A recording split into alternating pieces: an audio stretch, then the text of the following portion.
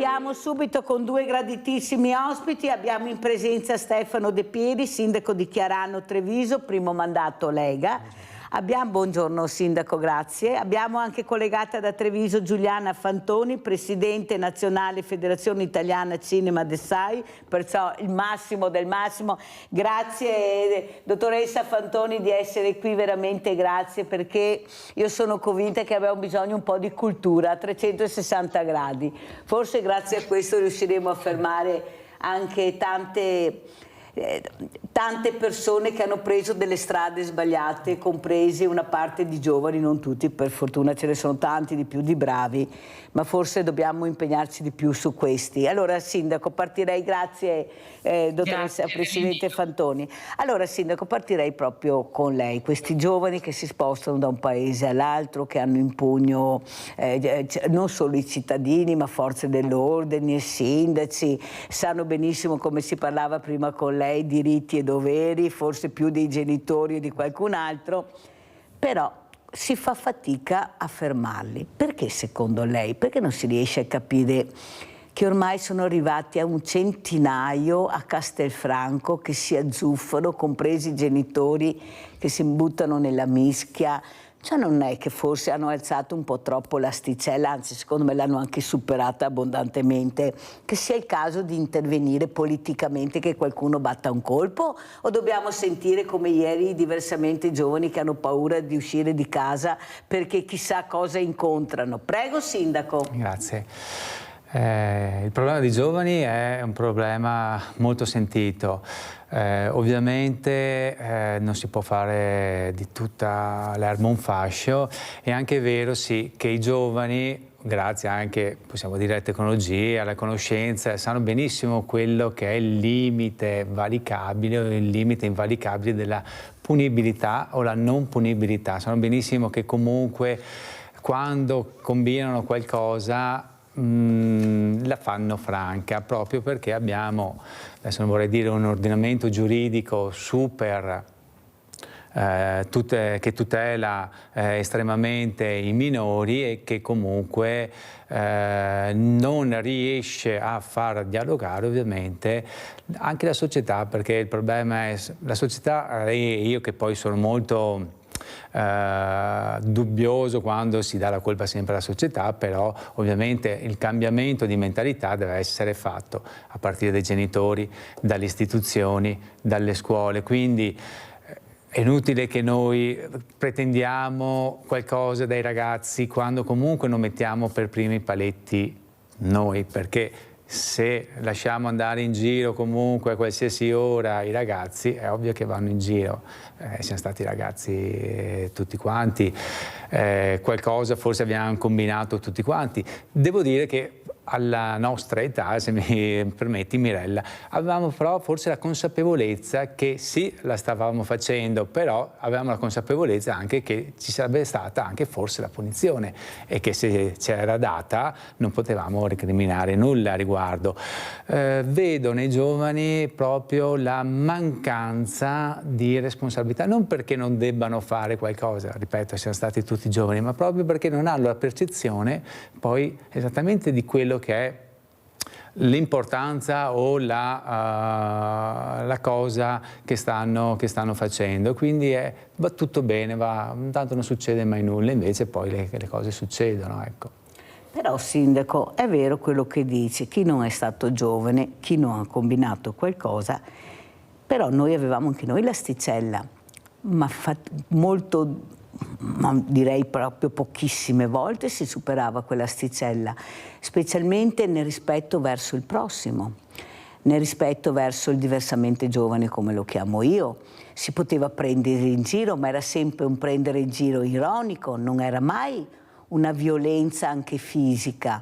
Ecco, perché c'erano dei valori.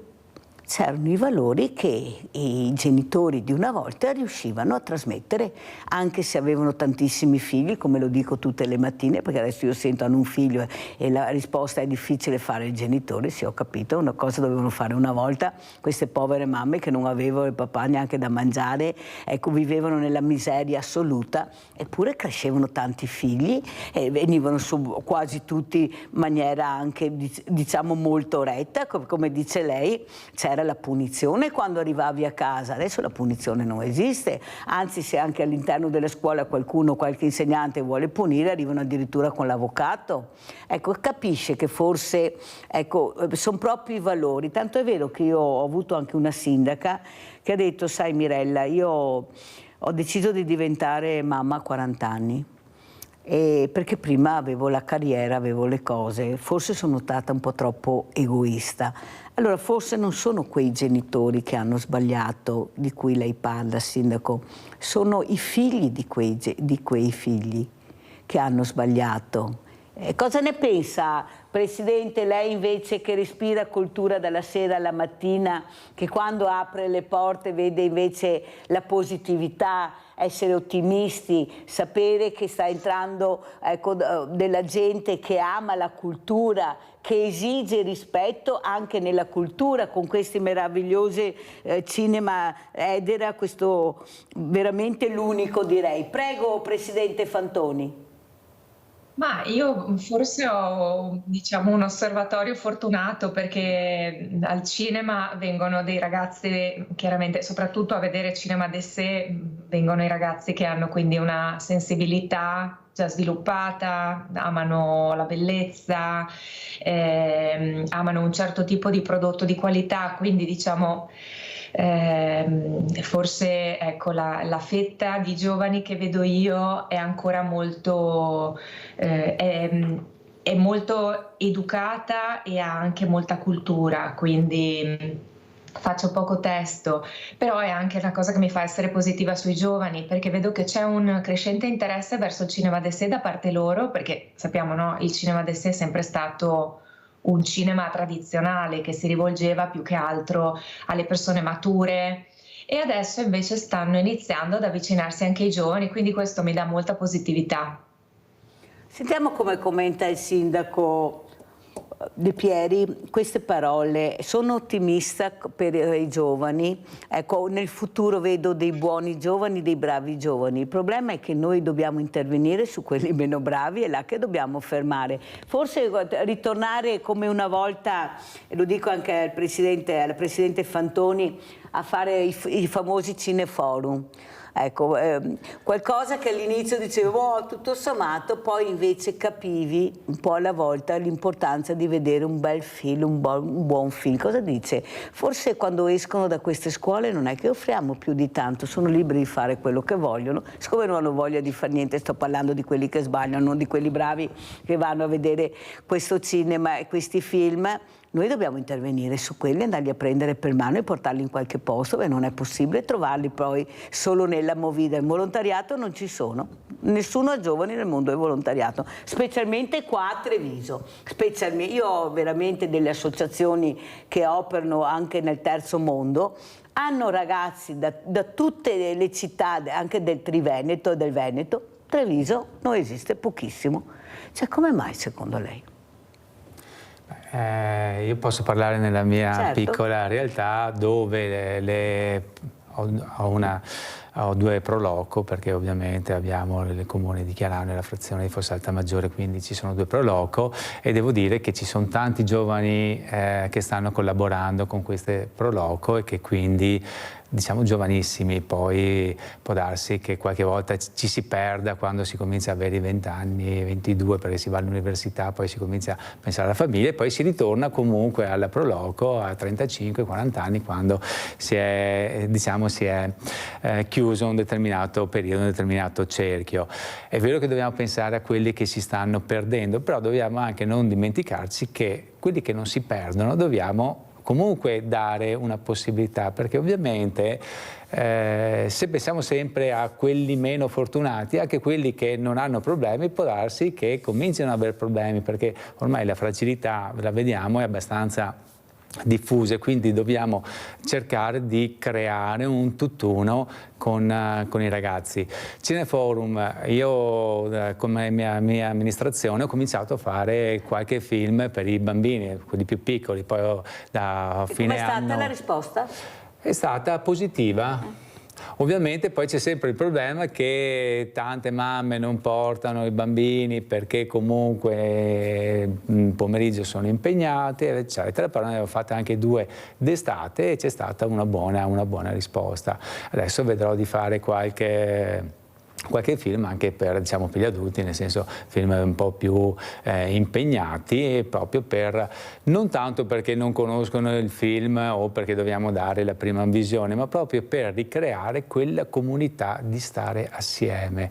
Ovvio che forse anche il Cineforum ha i suoi limiti, perché possiamo avere, chi ha Sky, io non ho nemmeno la televisione, quindi non ho questo problema a casa, però c'è Sky, c'è internet, quindi ci sono le prime visione da tante altre parti, quindi anche il film fino a se stesso forse lascia adito a non essere interpretato dai giovani in maniera interessante. Lei mi parlava della Movida, la Movida c'è perché comunque abbiamo tutta una serie di regole che permettono di fare la Movida, senza togliere nulla ovviamente ai commercianti che hanno diritto di fare il loro lavoro, e ce ne sono quasi tutti che lo fanno bene, a parte qualche eccezione, ma poi ovviamente vengono riportati anche loro nella retta via. Tante volte basta parlare anche con le amministrazioni e far capire. Ecco, però sì, è difficile proprio forse perché non c'è il bisogno. Quando un tempo c'era più bisogno, quindi nel bisogno si crea unità. Quando non c'è bisogno, ognuno va per la propria strada. Sì, ma vede, il problema è, Sindaco, che noi basta che ne troviamo uno per strada che si comporta male per rovinarci la vita, addirittura a volte. Non è che dobbiamo trovarne chissà quanti nella vita, ne basta uno. E questo uno mette proprio nella disperazione non solo una famiglia, anche 2 famiglie per tutta la vita. Allora capisce perché sto puntando su questi? Perché sono questi fuori delle righe, sono questi che tu incontri. Io non posso sentire che nella mia città, poi vorrei sentire anche cosa pensa la Presidente Fantoni, c'è la paura di uscire perché sono passati questi messaggi di qualche bulletto, di qualche teppista oppure qualche gruppetto che si unisce, perché la forza è quando si uniscono, non quando sono da soli, perché da soli proprio a parte qualche drogato o esaltato che lo puoi anche trovare, ma insomma è il gruppetto che ha paura. Tanto è vero che ieri quando ho sentito le telefonate dicevano: se vedo un gruppetto io giro a largo, vado da un'altra parte, ecco, perché solo 3-4 ragazzi fanno paura. Presidente, ecco, come vede con la cultura? Ecco, qualcuno dice a Treviso c'è poca cultura, si dovrebbe fare di più, molto di più, anche le associazioni culturali dovrebbero unirsi, dovrebbero interagire. Cosa ne pensa, Presidente? Noi facciamo del nostro meglio e cerchiamo anche di fare rete con altre realtà del territorio che appunto fanno cultura, perché unendoci chiaramente abbiamo più forza. E rispetto al discorso del bullismo, una cosa che volevo aggiungere è che da parte delle insegnanti c'è molta richiesta di proporre dei film che affrontano la tematica del bullismo, e quest'anno ad esempio c'è il film Il ragazzo dai pantaloni rosa, che racconta la storia di un ragazzo, che appunto è la storia vera raccontata dalla mamma, di un ragazzo che si è tolto la vita dopo un episodio di bullismo accaduto a scuola. Ed è un film che adesso sarà in distribuzione da ottobre, e in generale quello è uno dei temi. L'inclusione e il bullismo sono i 2 temi che gli insegnanti mi chiedono più spesso, per cui lavorare sui bambini. Quindi significa che l'attenzione già a scuola c'è su quelle tematiche finché sono piccoli, e ragionare con loro anche se sono piccolini, ragionare di come, perché è importante che fin da piccoli riescano a capire come si può sentire la vittima di un atteggiamento di bullismo, e quindi in quel modo si crea empatia, e in quel modo poi i bambini cercano di avere rispetto delle emozioni degli altri e di essere quindi gentili. Sembra di no, però con l'audiovisivo ai bambini arrivano dei messaggi molto chiari che a volte con le parole non so, dovrebbero vedere degli esempi, però è un modo per portarli in una realtà, fargliela comprendere senza che la vivano esattamente, però è esplicativo, è molto importante. E io faccio tanti lavori di questo tipo con le scuole, soprattutto elementari e medie. Poi invece con le superiori, e qui però siamo a un altro livello, con le superiori si va più sul linguaggio cinematografico, su temi più alti, ecco. Però si può iniziare a lavorare bene, proprio dicevamo prima, presidi sociali, no? Dobbiamo essere dei punti sia di aggregazione per i giovani che anche nel momento in cui non è soltanto trovarsi in una sala per vedere un film, ma riuscire ad aggiungere un pensiero a questo vedere il film insieme. Cioè, in quel senso è civile, si rende un servizio civile alla comunità con un cinema che veicola un certo tipo di messaggio. Anche perché si socializza. Ecco, e questo è il grande problema. Questi ragazzi hanno bisogno di socializzare. Dove li vedo che socializzano, sindaco? Adesso abbiamo questo grande Luna Park a Treviso, una tradizione storica. E una cosa che ho notato, l'ho detto anche lo scorso anno, è che questi ragazzi non guardano il cellulare. Cosa strana. Tu vai a vedere il Luna Park e vedi che questi ragazzi non hanno il cellulare in mano, ma guardano, osservano. Perché? Perché è un altro mondo. Tu là sei intrigato. Ecco, ti intriga a guardare chi arriva, chi non arriva, com'è vestito, come non è, perché loro guardano quello. Non gli interessano neppure a fare questi famosi giri in giostra, io li ho anche intervistati. Ma sei qui per... No, sono qui per vedere. Vedere cosa? Vedere i ragazzi. Come vedere i ragazzi? Sì, così, siamo qua, guardiamo. Cioè, capisce che forse dobbiamo intrigarli di più, come dice la Presidente, però bisogna fare prevenzione fin da piccolo, non puoi pretendere a 16, a 17 anni di dare delle regole se non le hai mai date, perché il ragazzo è già oltre, cioè noi li facciamo piccoli, poveretti, devono crescere, no, non ci credo mica, siamo noi che dobbiamo crescere e capire che forse sono più avanti di noi, o sbaglio, Sindaco? No, non sbaglia, nel senso che ovviamente si parte da piccoli, l'insegnamento, anzi l'educazione, che poi qua c'è sempre il problema che la scuola deve insegnare a educare, dovrebbe essere la famiglia che inizia a educare, poi la scuola dà l'insegnamento, la scuola poi chiude il cerchio anche nell'educazione, nel senso che se uno non è educato dovrebbe arrivare, tra virgolette, alla punizione, il famoso, mi ricordo ai miei tempi, con 7 in condotta ritornavi al via, andavi in prigione senza passare dal via, come si suol dire. Oggi, anche se uno aveva 5, 6, non esisteva quasi più, e quindi anche qua è una forma di lassismo, tanto va tutto bene, no?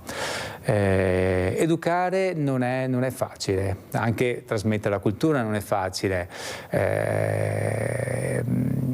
E i ragazzini, ovviamente, però credo che dobbiamo sempre ricordare che i ragazzini sono ragazzini, quindi hanno sempre una parte istintuale, che quella non deve essere, credo, annientata o repressa del tutto, deve essere guidata. Quindi non è che il bambino non deve fare, tra virgolette, a botte col compagno, va benissimo sempre determinati limiti. È sempre successo? La mia generazione è la generazione dell'uomo tigre, tra virgolette, nei cartoni animati, ma non è che siamo diventati violenti o picchiavamo tutti quanti perché avevamo i cartoni animati dell'uomo tigre. Adesso sembra che qualcosa di molto più leggero crei scompiglio, quindi c'è una fragilità sempre più elevata, e quindi è da domandarci se le nuove generazioni, che dovrebbero essere migliori, più forti rispetto alle nostre generazioni, a quelle passate, invece stanno diventando sempre più deboli e fragili, nel senso che qualche volta, è vero, bruttissima cosa il bullismo, ma una cosa è il bullismo finalizzato e diciamo cadenzato, ripetuto per molto tempo, una cosa che sia la battuta, la frecciatina e che se dovrebbe essere autogestita all'interno della socialità e del gruppo a cui uno appartiene. È vero che la poca natalità fa in modo che non ci siano i fratelli o le sorelle, perché un tempo avevi la sorella o il fratello maggiore che comunque prendeva le tue difese. Guarda che lo dico a mio fratello. Oggi manco, era il fratello o la sorella che ti dava un'occhiata e quindi sapeva, o qualche problema si risolveva all'interno di una parte della famiglia. I genitori non lo sapevano nemmeno, però veniva chiuso il cerchio. Quindi le problematiche veramente sono tante, però credo che dobbiamo ricominciare ad avere quei principi e quei valori che stanno venendo a mancare, che sono principi e valori non dei diritti, ma dei sacrifici e dei doveri. Se non abbiamo questi non possiamo insegnare ai nostri ragazzi quello che è lo studio, la cultura, il saper faticare, il voler faticare per arrivare da qualche parte. Abbiamo Rinaldo da Venezia. Ciao Rinaldo. Ciao Mirella e buongiorno ai tuoi ospiti. Purtroppo viviamo su un tempo sbagliato, non c'è più il buonismo che era una volta. Adesso è la vita che è più dura per i giovani, perché il mondo del cattivo gli dà esempi cattivi. I sei bastoni in Parlamento intanto, va bene? Fa strade, fa di tutto, e non è vero che il bullismo è 4, è più di 4, è proprio la generazione che c'è troppa, bisogna fermarla. E dopo, che esempi hai? Va bene, diamo l'esempio che devo andare al papà dove giro, al lavoro, adesso nessuno sa niente, e che fa vedere il grande fratello che è un botto, gli beve il caffè. Ma che esempio io? Mi a 9 anni ero arrivato sotto le olio che vendevo i limoni. Era altri tempi, ma adesso che esempio ne diamo? Noi siamo falliti, bisogna lasciarli sciolti, chi impara, chi sbaglia, quando chi sbaglia, ora ti riprendi, ti ricadrio e ti sta attento, ma è sempre quella la storia, Mirella. Non ne andiamo fuori, perché non vogliamo, i genitori non gli interessa niente di più, mi 7 fratelli, ed erano in pochi, perché era 10, 12, 13, però tutte queste robe non sono mai esistite, che era sì, se bastonavamo per Baete e Fragna, che giocavano qualche roba, ma dopo non vedere altro, il giorno Dio non vedere rancore, quei bastoni, quello, ma guarda questa roba, i vecchi mi insegnavano, perché io mi ricordo che le persone anziane in campo Santa Ponai, vicino a Cesa, si sentavano e mi spiegavano un sacco di robe e stavamo qua a bocca aperta a ascoltarli per imparare, dopo dire ma è vero, non è vero. Voglio dire, Mirella, che si dà anche buoni esempi, i figli cresce bene, perché non nasce cattivi, li diventa per chi sa diventare, secondo il mio punto di vista. Dopo che c'è tanta gente come voi altri che va in scelta e mette a posto le robe, perché ne sono tantissimi dovrai. Però se non vediamo gli esempi, purtroppo normalmente già per una brutta strada, e si accorge che ha sbagliato, qui ha 30 anni e che ammazza tardi. Cara Mirella, ti saluto, buongiorno ai tuoi ospiti. Grazie Rinaldo, allora adesso andiamo a Padova perché purtroppo una sedicenne suicida a scuola, andiamo a sentire, a vedere, poi commentiamo.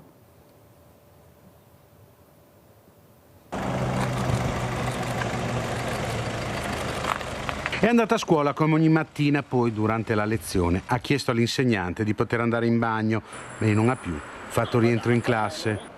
Un'alunna dell'Istituto Superiore Re Jacopo da Montagnana è morta precipitando da una finestra della scuola. La tragedia in via Lupia Alberi a Montagnana. La studentessa aveva appena 16 anni, frequentava la classe terza. All'origine del dramma la volontà della minore di togliersi la vita, sopraffatta da un periodo di grande fragilità.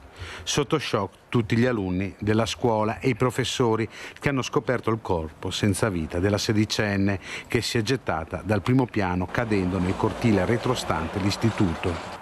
Sul posto sono arrivati i carabinieri per i rilievi. Solo in tarda mattinata ai ragazzi è stato dato il drammatico annuncio. Si teneva nascosto tutto, quindi non so proprio rispondervi. Sconvolto anche il sindaco di Montagnana, che in un post ha comunicato la notizia ai concittadini, mandando un messaggio di cordoglio alla famiglia della sedicenne. L'appello ai giovani che stanno vivendo periodi di difficoltà è di cercare di aprirsi agli adulti, dice il sindaco. Io parlo dal punto di vista non tanto di sindaco, ma di padre, di nonno, e anche come medico voglio parlare di questi giovani, quel malessere che sta colpendo tanto la nostra gioventù.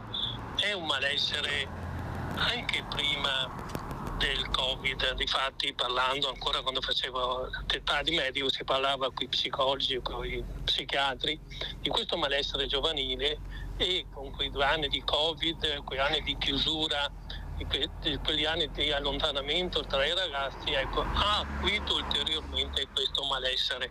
Ricordiamo che in casi di estrema fragilità esistono molti supporti psicologici contattabili anche telefonicamente, come il telefono amico o la Deleo Fund Onlus. Allora, sentiamo intanto Sandra da Padova. Ciao Sandra. Ciao Mirella e buongiorno all'ospite.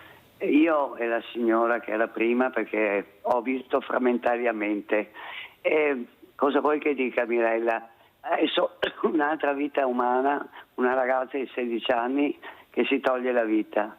Allora, io in questi giorni che abbiamo avuto tutti la notizia di Sammy Basso, che io lo vedevo delle volte a Padova perché frequentava l'università, e dovrebbero i giovani trarre esempio da questo ragazzo che con con la malattia che aveva, che ha messo a disposizione per la scienza, la voglia di dare agli altri e di vivere una vita normale, sti ragazzi, e dopo è chiaro che ci sono bravi ragazzi, ci sono brave ragazze, lo sappiamo, è il solito discorso, però Mirella, è vero, i social, tutta la società è cambiata, però i ragazzi mi sembrano che non abbiano il valore della vita.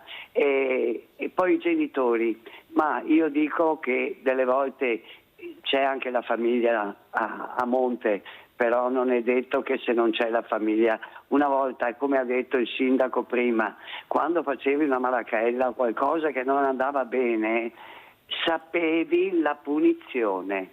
Io posso dire per esperienza personale, visto che ho un'età, che una volta fra ragazzi abbiamo preso tutte le biciclette, i campanelli, i tappi e li abbiamo messi dentro la borsa.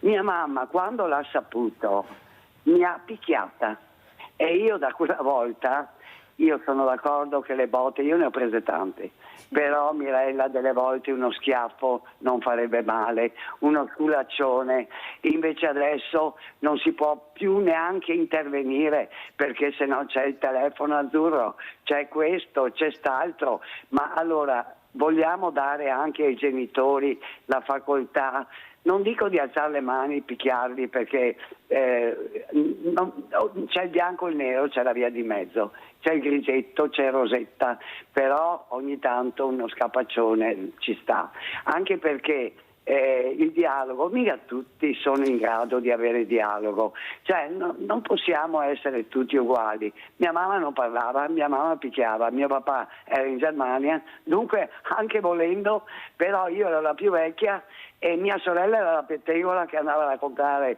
tutto a mia mamma, magari la stupidata. Allora bisognerebbe ricominciare da capo.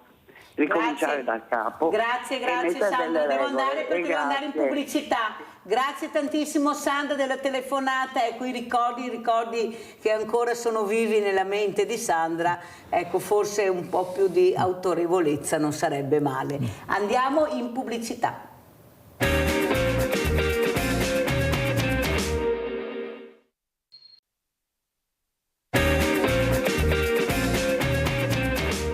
L'81esima Mostra Internazionale d'Arte Cinematografica di Venezia porta il tutto esaurito negli hotel in città, non solo al Lido che è pienissimo, anche nel centro storico, Al via c'è il classico periodo dei grandi eventi, il settembre tipicamente veneziano, tra Mostra del Cinema, Regata Storica e Premio Campiello, e poi, tra ottobre e novembre, gli ultimi mesi della Biennale d'Arte. Il direttore dell'Associazione Veneziana Albergatori è soddisfatto e ottimista. Con la Mostra del Cinema inizia il periodo di altissima stagione per gli alberghi veneziani, per il turismo veneziano.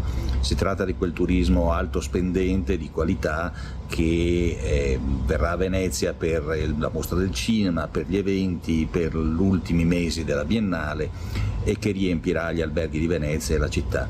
Si tratta dei mesi di settembre e ottobre, e ormai questo periodo di altissima stagione sconfina fino a metà novembre. Il tasso di occupazione comunque e i risultati anche tra luglio e agosto, che notoriamente sono sempre stati di media stagione per la città, sono stati positivi. È stato confermato lo stesso andamento positivo dello scorso anno. Siamo quasi a oltre metà anno, si può ormai dare un primo giudizio, si può dire che il 2024 dal punto di vista delle presenze, arrivi ed economico è stato sicuramente positivo come l'anno precedente, come il 2023. Ormai ci si pone il quesito se il 2025, nonostante le guerre, nonostante una crisi economica che ormai sembra incombente, sarà altrettanto positivo, ma noi come albergatori lasciamo spazio alla speranza e ci stiamo già preparando ad un 2025 positivo. Alle porte, nelle strutture ricettive, tanti investimenti anche negli hotel di lusso. Lo stiamo facendo con moltissimi investimenti, sono tanti gli alberghi che sono chiusi perché stanno ristrutturando e stanno salendo di categoria, sono molti gli alberghi che stanno progettando di fare la stessa cosa nel prossimo futuro, ma sono anche tanti gli alberghi magari di categoria minore che stanno anche investendo, cercando di migliorare la qualità dell'accoglienza, e quindi ci stiamo preparando al 2025 stellare. Allora, Presidente Fantoni, abbiamo sentito questa passione per il cinema, questa passione veramente che coinvolge tantissime persone. Quello che fa anche lei coi suoi film, quando veramente questo cinema Edera si apre con questi film de sé, ma soprattutto riesce a fare il pieno sempre, comunque. Vuol dire che c'è la richiesta, perché io offro, però ho anche questo cinema sempre pieno, questa è la verità. Ecco, perché siete riusciti a intrigare così questo pubblico, un pubblico anche molto attento, molto colto? Cosa è stato la scintilla, Presidente, che le ha fatto capire lei e la sua famiglia? Lei poi adesso è diventata anche Presidente Fice, perciò pensate anche, secondo me, uno delle presidenze più ambite, e grazie perché anche come donna che è riuscita a dare questa linea. Prego, Presidente Fantoni. Grazie. Ricordiamo per chi non lo sa che la FICE è la Federazione Italiana dei Cinema de sé, quindi tutti i cinema che fanno cinema d'autore, e siamo più di 300 in Italia.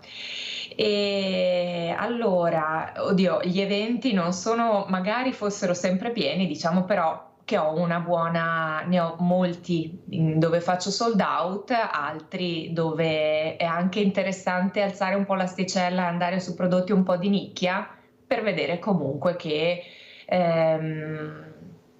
le persone sono comunque interessate, ecco, non è però che c'è sempre sold out, però sono tra i cinema d'Italia che funzionano meglio, questo di sicuro, e questa cosa indubbiamente è un lavoro sul pubblico che è iniziato molto tempo fa, negli anni, con già l'attività di mia mamma e mio papà, perché ricordiamo che la nostra è un'azienda familiare, e loro hanno salutiamo anche che salutiamo. Grazie. E loro, in particolare mia mamma, che è stata per molti anni alla cassa, lei ha accolto personalmente tutti i clienti, salutandoli, ricordandosi dei loro gusti, consigliandoli sul film da vedere, ed è stato così un modo di lavorare molto familiare. Ecco, con una parola direi, abbiamo sempre avuto una cura particolare.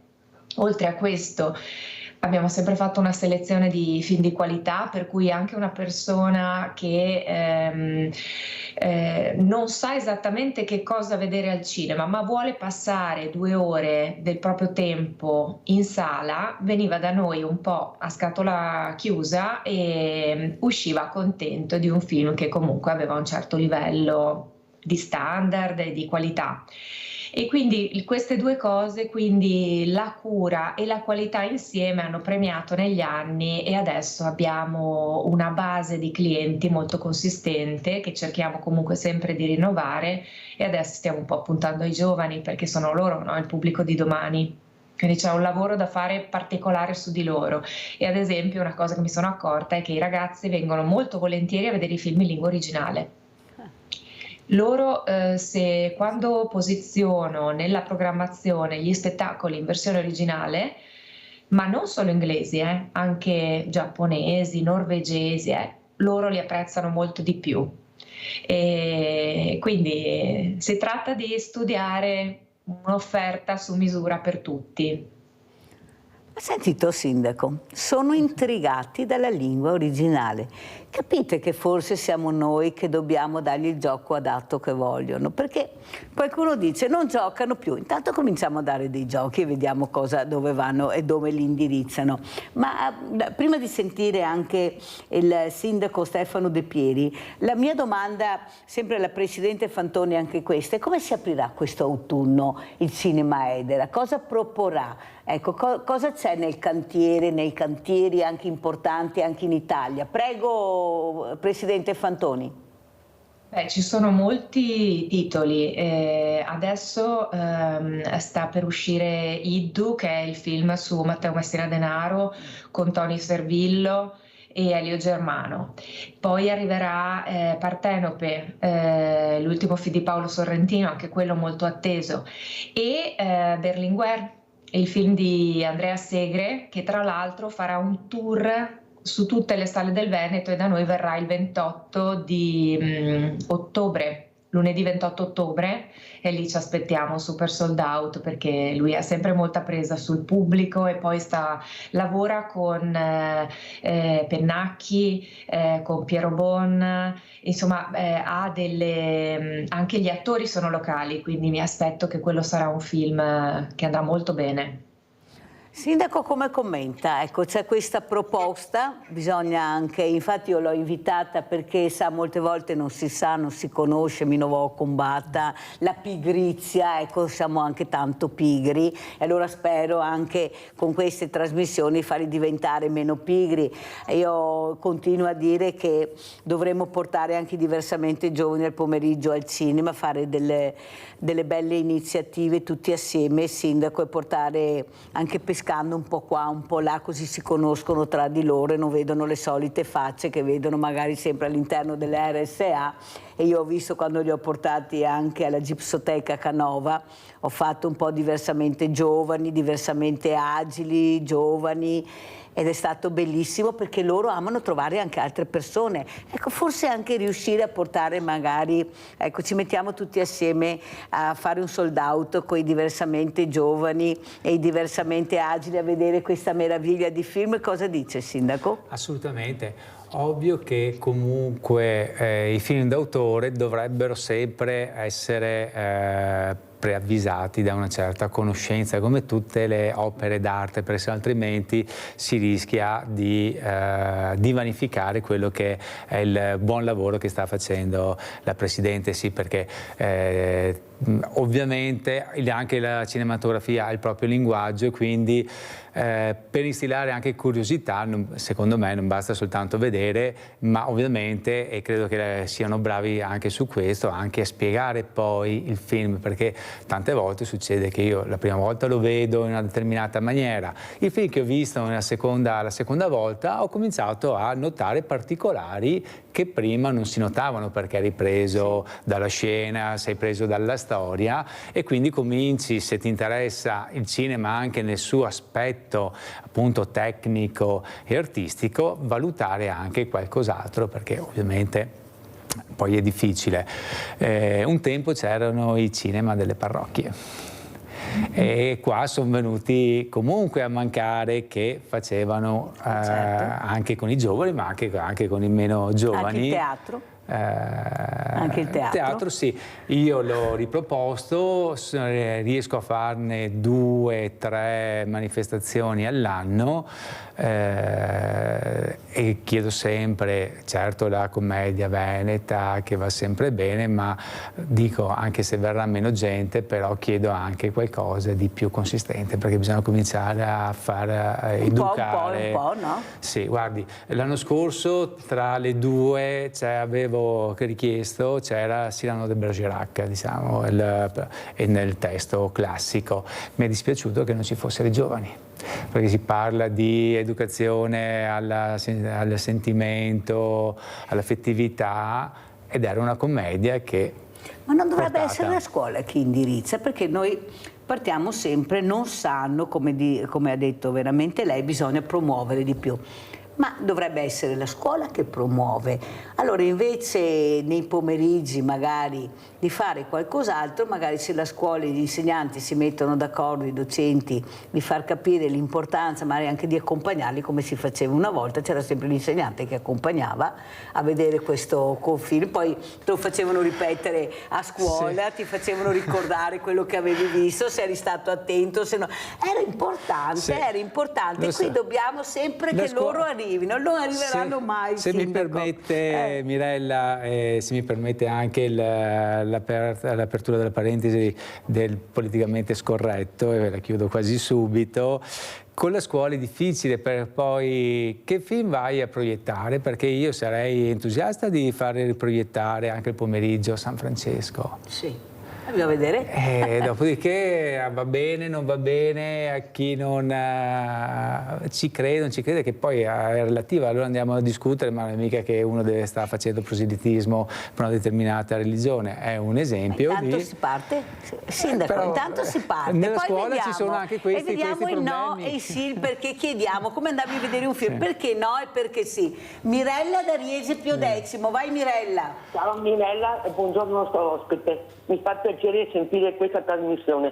Allora volevo dire che c'era anche una volta questa situazione qua, perché guarda, io mi ricordo, avevo 8 anni, andavo a scuola, ecco, e quando tornavo a casa c'erano 2 burli, erano napoletani, e che mi tiravano i sassi perché ero con i capelli rossi, io ho i capelli rossi. Era una cosa pazzesca. A mio figlio, a 9 anni, che andava a scuola, gli dicevano fuori alla ricreazione: ciao Rosso, guarda Rosso. E quando veniva a casa mi diceva: mamma, non ne posso più andare a scuola, mi dicono che ho i capelli rossi. E ti dico: Moro, è vero, sì. Moro.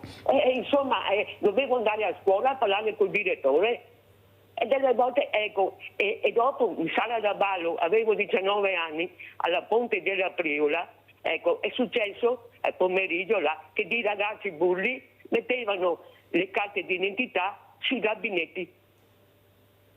Grazie Mirella per questa telefonata, è vero, il più buon di Rossi che passo male, diceva oggi, così anche a me Mirella, sai quante volte io sorridevo, mi faceva anche piacere, devo dire la verità, perché vuol dire che mi temevano un pochino e questo mi faceva anche piacere, non l'ho mai vista negativa, anzi positiva. Però quello che volevo capire anche con la Presidente Fantoni, lei sa che è il mio sogno nel cassetto riuscire a portare le RSA a vedere questi film e sono convinta che quest'anno, non so quando, ma ci riuscirò, perché c'è stata una cosa che mi ha sconvolto ancora quest'anno, lo dicevo prima anche al sindaco De Pieri, la privacy. La privacy per fare uscire questi ragazzi diversamente agili a vedere anche qualcosa di bello. Se il genitore non firma non posso riprendere, invece per me sono persone normalissime che vanno intervistate, cosa hai visto di bello, cosa ti è piaciuto come gli altri. Però siamo molto indietro, Presidente Fantoni, siamo culturalmente molto indietro, specialmente certi genitori che sono i primi a discriminare, perché il ragazzo normodotato, il figlio, quello va benissimo, puoi fare tutto. Quello invece che per loro è disabile, perché così lo chiamano e lo fanno sentire, perché lui non può difendersi. Come fa a difendersi? E perciò io che cerco di difenderlo, e io non ti firmo, il ragazzo non viene perché lo stai strumentalizzando. Così qualcuno ha avuto il coraggio di dire: ma io vado avanti senza problemi. Speriamo che invece questa privacy vada messa dove serve, non dove non serve, venga tolta, e che certi genitori capiscono che forse stanno facendo del male a questi ragazzi e ragazze che hanno solo la fragilità e devono essere accompagnati in certi percorsi, ma sono persone meravigliose. Cosa dice Presidente Fantoni? Secondo lei ce la faremo a portare queste meraviglie, a vedere queste bellezze di film? Prego. Speriamo. Ieri ho fatto una proiezione per dei centri diurni, ogni tanto vengono, noi siamo super disponibili. E per quanto riguarda le persone anziane, io sono disposta a aprire, siccome so che loro gradiscono andare al cinema anche molto presto nel pomeriggio, io sono disponibilissima a mettere dei film anche studiando la proposta, insomma costruendola insieme a voi o ai responsabili dei centri diurni e organizzare l'uscita. Io vi aspetto volentieri. Guardi Presidente, grazie, c'è qua il sindaco Stefano De Pieri che ha detto sì, possiamo mettere insieme le forze, unire le forze e riuscire a fare questo, perché guardate che se molla Mirella non ce n'è per nessuno, perché io sento tanti centri ascolto, tanti telefoni, qui dobbiamo andare a prendere queste persone, dobbiamo andarle a prendere in qualsiasi maniera, in qualsiasi modo, non dobbiamo più continuare a dire che loro devono farsi sentire, è difficile per loro, primo non sono abituati e non hanno questi strumenti come li usiamo noi, compresi i cellulari, li sanno usare pochissimo, ve lo posso assicurare, chi ha la fortuna di usarli ve lo dico che è proprio un fortunato. Gli altri bisogna andarli a prendere. Dove? Andiamo nelle RSA? Perfetto. Andiamo nei servizi sociali? Sì. Allora, voi avrete la possibilità di avere questi nomi. Io no, non me li danno, non solo a me, ma voi siete i sindaci. Voi potete avere questi nomi, andiamo a prenderli. Io ho persone che dicono non viene mai nessuno. L'altro giorno proprio, se vi ricordate, ho chiamato una signora che dice: ma dov'è tutta questa povertà? Ascoltate bene. Io non la vedo perché una volta mi suonavano il campanello e io aprivo e davo loro del pane, quello che avevo, li aiutavo. Adesso non viene più nessuno, io sono là pronta. Io ho detto: intanto calma, buona, cerca di non fare entrare nessuno perché è anche pericoloso. Cioè questa voglia di vedere, di parlare con qualcuno. Ma stiamo scherzando? Ma chiamano Sveglia Veneti? E io devo chiamare dopo il sindaco. Sindaco, guardi che ha chiamato questa signora, vada a controllare se è vero o non è vero, perché molte volte anche non è vero, cioè la medaglia non gira proprio come viene raccontata. Questa mattina ho fatto un'altra telefonata importante di un signore che aveva telefonato, una questione delicatissima. Ma non devo essere io che chiamo il sindaco, questo caso deve essere conosciuto, deve essere supportato. Allora, visto che c'è questa possibilità di questa grande donna e questa grande famiglia che mette a disposizione, si mette a disposizione per la comunità, ma bisogna anche supportarla. Sindaci, voi fate parte dell'ANCI, avete tutti questi, parlateci a questi servizi sociali, capite chi ha bisogno, che magari può anche essere, io li ho visti quando si preparano, ad esempio, anche l'ultima volta siamo andati alla Gips, tutte preparatissime, truccate, gli orecchini, il vestito più bello, guarda Mirella, questo è quando mi sono sposata, guarda, cioè capite che dobbiamo farli atterrare dolcemente. Questi qua, sindaco, lo dico a lei, per una persona sensibile, non tutti lo sono, anche se sono sindaci, prego. Sì, allora c'è massima collaborazione anche con le RSA, poi dipende da RSA a RSA perché tante volte sono autonome in tutto per tutto e non vogliono avere altri aiuti. Io posso portare l'esempio di quella di Motta di Divenza che conosco bene perché poi io abito anche a Villanova di Motta di Divenza e diciamo, non portano gli anziani fuori, ma portano i cittadini all'interno dell'RSA con varie manifestazioni. Fortunatamente è una RSA che ha anche una bella sala, che quindi è utilizzabile anche per il resto del pubblico, e quindi c'è questo connubio. È più facile Treviso nell'Interland, è un po' più difficile sicuramente portare gli anziani da Chiarano, da Motta di Livenza. Pulmino, non saranno mica tutti con l'Alzheimer o col Parkinson. No, ma possiamo portare il cinema da noi qualche volta. Ma è un'altra storia. È un'altra storia. Qui si tratta delle persone diversamente giovani che hanno voglia di uscire, di vedere altre persone, di confrontarsi con un'altra realtà, di entrare in un vero cinematografo come una volta. Dobbiamo dare questa possibilità, Sindaco. Certo. È inutile che ce la giriamo, che facciamo tutto dentro. Nelle scuole fanno gli orti sociali dentro, ma cosa ha fatto l'orto nella scuola che abbiamo gli orti sociali a centinaia? Cioè tutti vogliono rimanere là perché è più facile, capite? Perché? Perché è più facile portarli che farli uscire. Invece la Mirella vuole fare uscire quelli che vogliono uscire, caro Sindaco. Assolutamente. Perfetto, allora uniamo le forze, certo. Sindaco. Allora, siccome il tempo è passato, allora intanto Presidente Fantoni, grazie, complimenti per la sua nomina, questa carica è importante, ecco, complimenti, veramente se lo merita tutta e hanno capito questo. Fortunatamente hanno messo la persona giusta al posto giusto, cosa difficilissima in Italia, stavolta ci sono riusciti. Come ci saluta Presidente Fantoni? A presto per altre proposte cinematografiche e future collaborazioni.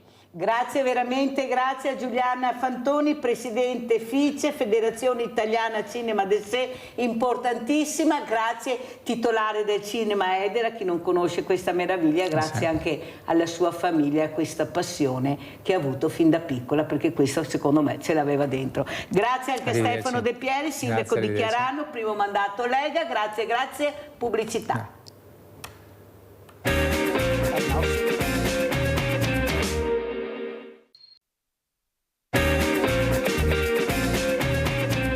Allora il sindaco Stefano De Pieri, sindaco di Chiarano Treviso, è rimasto con noi perché vuole salutare anche lui il professor Giorgio Sandrini, collegato con noi da Pavia, già professore ordinario di neurologia all'Università di Padova. Grazie veramente professore Sandrini di essere qui, veramente grazie. E saluto anche da Padova il professor Giorgio Perilongo, coordinatore malattie rare, azienda ospedaliera di Padova. Grazie anche a lei professor Perilongo di essere qui. Partirei proprio con lei, queste malattie rare, abbiamo sentito la morte di Sammy Basso, ecco questa progeria, questa malattia rara, ma si sta facendo abbastanza, professore, per far capire l'importanza delle malattie rare? Perché c'è il famoso detto che dei genitori mi dicono spesso, siccome sono pochi, purtroppo i numeri non ci sono per fare ricerca. Lei cosa ci dice, professor Perilongo? Eppur Sammy Basso ha lasciato un segno, ne hanno parlato tutti, veramente venerdì ci saranno questi funerali che noi seguiremo. Prego professore. Buongiorno a tutti, a lei e a tutti gli ascoltatori. Non è vero che non si stia facendo molto, perché forse non si sta facendo abbastanza rispetto a quello che è il grande obiettivo che le malattie rare pongono. Però c'è una grossa normativa sia europea che nazionale a favore di questi pazienti, di questi malati rari. Certamente c'è ancora molto da studiare, c'è molto ancora da scoprire, per cui in questo senso l'obiettivo di raggiungere è molto elevato. Prendiamo appunto la malattia che ha colpito Sammy, questa Atkinson-Gilford progeria syndrome, così si chiama. È una malattia di cui in realtà stiamo incominciando a conoscere molto, abbiamo capito qual è il gene che lo causa, quali sono le alterazioni di quel gene che causa la malattia. Abbiamo capito anche alcuni meccanismi, cioè come quel gene provoca la malattia, e anche qualche prima ipotesi di farmaco o agente che possa migliorare la situazione c'è già. Quindi questo per dire che no, c'è ancora molta ricerca da fare, molte cose da capire, però certamente sia a livello nazionale che europeo ci sono normative a favore dei malati rari, sia per quanto riguarda proprio il processo di cura, di diagnosi, che per quanto riguarda la ricerca. Mi permetto di ricordare che proprio grazie alla normativa italiana i pazienti che vengono diagnosticati con malattia rara hanno l'esenzione dalla partecipazione alla spesa sanitaria. Dico questo come segno, che ovviamente dovrebbe essere meglio spiegato ma il tempo non ce lo concede, forse, di quanto lo Stato sta venendo incontro ai pazienti con malattie rare e quanto si è fatto.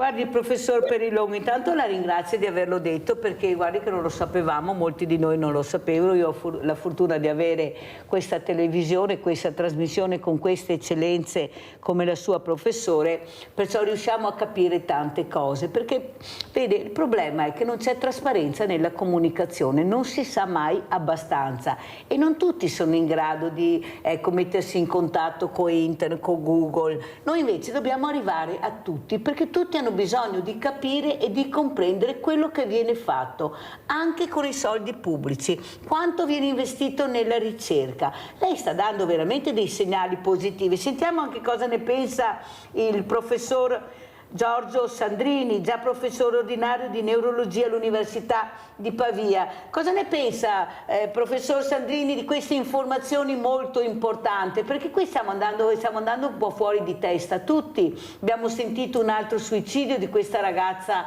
a Padova, non li ascoltiamo abbastanza, nonostante i segnali magari ci siano, questo malessere che si vede, che si nota, ma che nessuno interviene perché non è un mio problema. Ma secondo me non è pure un problema della famiglia. Come fai a non accorgerti che c'è qualcosa che non va in tuo figlio e supportarlo, e se non sei in grado farti aiutare dalle persone che abbiamo? Prego, professor Sandrini. Buongiorno a tutti e grazie per l'invito. Sì, effettivamente è molto importante la comunicazione, perché il capitolo è molto complesso. Io mi occupavo di neurologia dell'adulto, neuroabilitazione in particolare, e le malattie rare colpiscono, si manifestano perlomeno molto spesso già in età infantile. Però vi è un ampio range. Bisogna anche considerare un aspetto importante, che nel concetto di malattia rara in realtà vi è un range dal punto di vista epidemiologico di frequenza, di incidenza e di prevalenza, che è estremamente variabile. Sono considerate rare anche malattie che in realtà non lo sono tanto, che colpiscono prevalentemente l'adulto. Diverse sono le patologie in ambito delle cosiddette malattie rare, che colpiscono il sistema nervoso centrale periferico, e bisogna considerare che il discorso in qualche maniera opportunistico che è stato fatto per molto tempo, noi sappiamo che oggi fare la ricerca costa tantissimo. Dicevo, un discorso opportunistico per cui si tendeva a privilegiare, da un punto di vista anche del ritorno economico eventuale nella brevettazione di farmaci e di terapie, le patologie più diffuse. Ora questo per fortuna sta venendo meno per due motivi. Intanto si comprende sempre più che studiare le malattie cosiddette rare ha un interesse che va al di là di quella che è la ricaduta diretta sul paziente. Si pensa a tutte le terapie geniche, ad esempio. Ecco qui. E secondo, ovviamente sono state potenziate molto gli investimenti che vengono fatti per la ricerca, quindi si pensa ad esempio a Teleton, che raccoglie, gli italiani sono molto generosi, veramente fondi importanti per finanziare questo tipo di ricerca. E ha fatto bene a ricordarlo, professor Sandrini. Adesso mi rivolgo al professor Giorgio Perilongo, perché qua si capisce quanto la cittadinanza è attiva. La cittadinanza fa comunità per sostenere la ricerca. Prego, professor Perilongo. Diamo un'immagine, una prospettiva storica al problema delle malattie rare. Effettivamente le malattie rare sono giunte all'attenzione della comunità medica, ma anche all'attenzione di quello che sono il mondo politico e i decisori della sanità, proprio per l'azione presa da queste associazioni che rappresentano i malati rari, nel timore che, essendo pochi, potessero essere lasciati al margine dei sistemi sanitari. Diciamo che l'origine del fenomeno malattie rare nasce proprio da questo, in realtà provocato da dati, ma comunque l'origine del fenomeno malattie rare nasce dai pazienti. Da qui a testimoniare di qua, appunto, i dati sono crescenti, quando il mondo dell'associazionismo abbia partecipato a favorire da un lato le normative attualmente in atto, sia a livello nazionale che europeo, ma proprio nel raccogliere fondi per favorire la ricerca, ma non solo, anche nell'ispirare la ricerca, perché i pazienti sono coloro che meglio di altri possono esprimere alcuni bisogni che magari il ricercatore o lo scienziato chiuso nel suo studio, pur interagendo con i pazienti, magari non coglie. Per cui indubbiamente una delle caratteristiche del mondo del sociale è quello di riconoscere che sono stati loro ad aver iniziato a porre l'attenzione a queste malattie e ad ispirare la legge, ma a promuovere la ricerca. Telethon è uno degli esempi più importanti di come il mondo del privato e col mondo del sociale sta contribuendo alla ricerca. E se posso aggiungere anche una nota ulteriore, Telethon ha fatto proprio un salto di qualità l'anno scorso, non solo favorendo la ricerca, ma facendosi carico dei costi di produzione di un farmaco per una malattia rarissima che l'industria di per sé non riteneva fonte di profitto al produrlo, per cui Telethon si è fatto carico dei costi per la produzione di questo farmaco, rendendolo disponibile indubbiamente quei pochi pazienti che sono affetti da quella rara malattia. Ancora una volta per dire che il mondo del sociale sicuramente ha avuto un ruolo chiave e certamente anche nel mettere a disposizione fondi per promuovere la ricerca, nell'ispirarla e, rifacendosi a Telethon, anche nel coprire i costi della produzione di farmaci e trattamenti innovativi. Allora andiamo a vedere anche questo servizio che abbiamo anche avuto ospite il professor Baschirotto, malattie rare, professor Baschirotto, e poi lo commentiamo con i nostri illustri ospiti.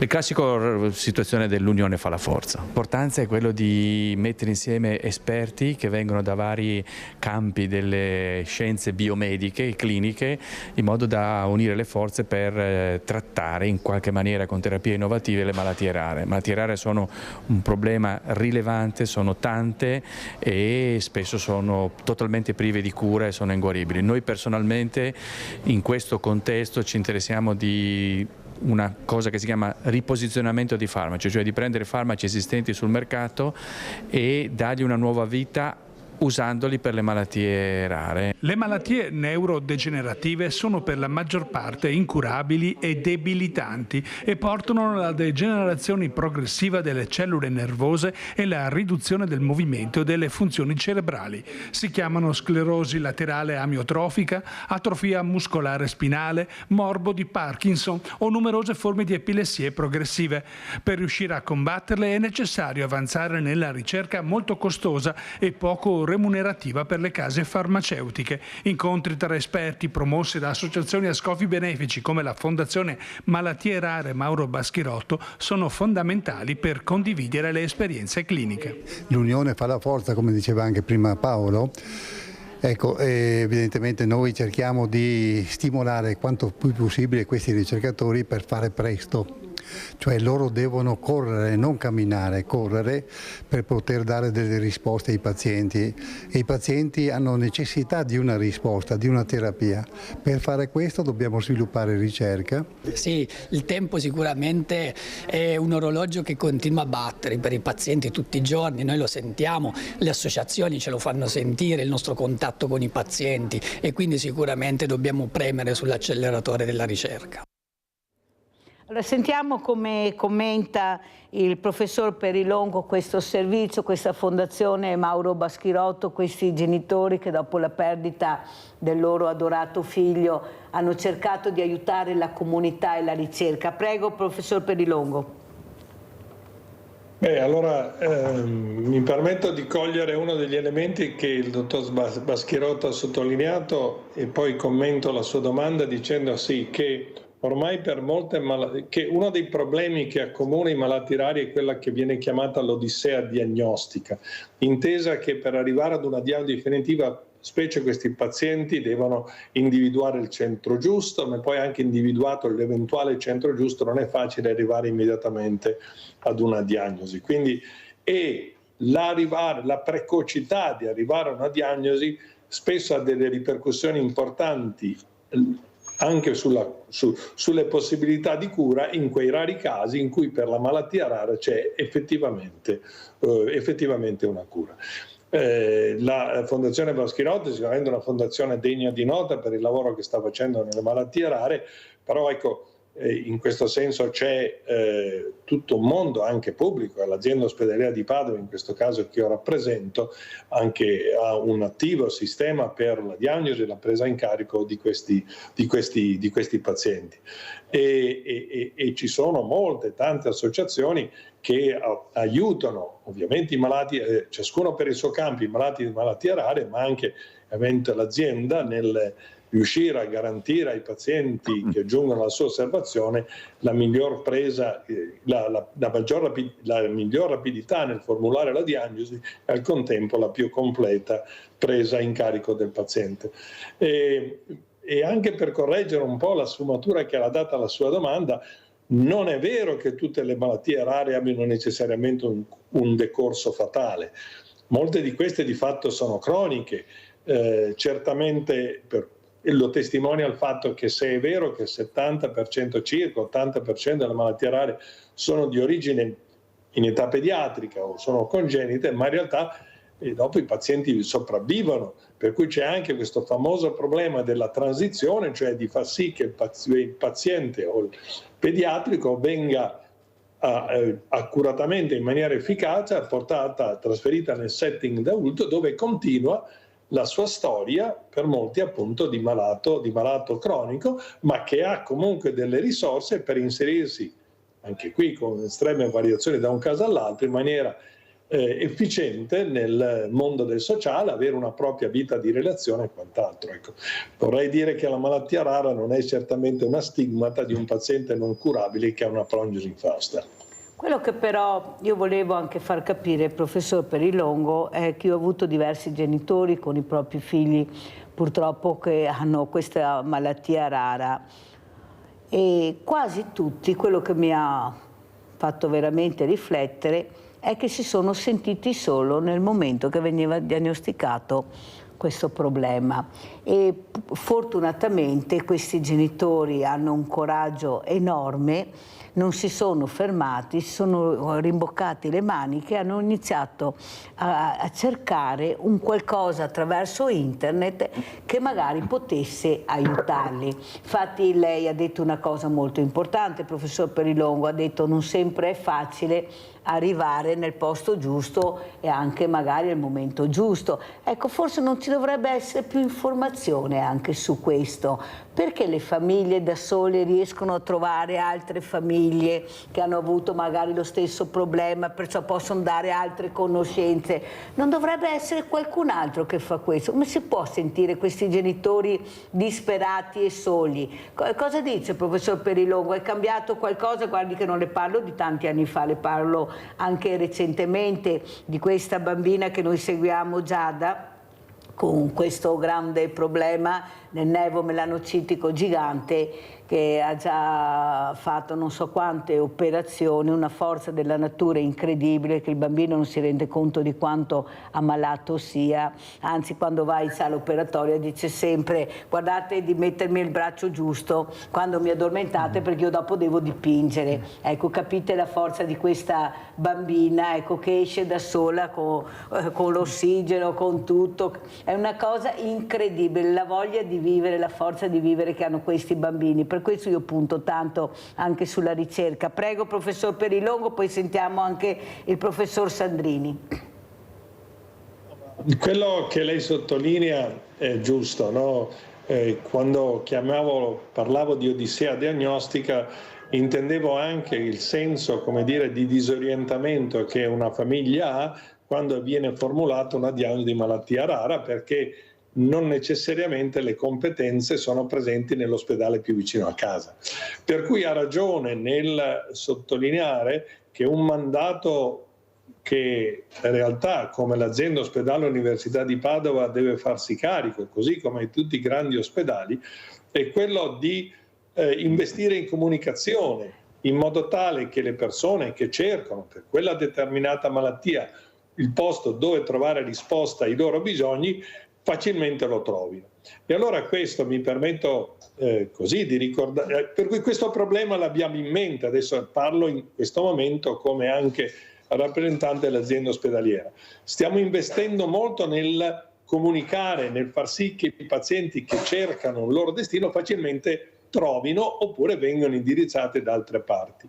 E a questo punto mi permetto di sottolineare, uno, che noi da un anno a questa parte abbiamo aperto una pagina web totalmente dedicata alle malattie rare, è facile trovarlo navigando nel sito web dell'azienda, ma non solo. Questa è una comunicazione che forse non è nota ai più.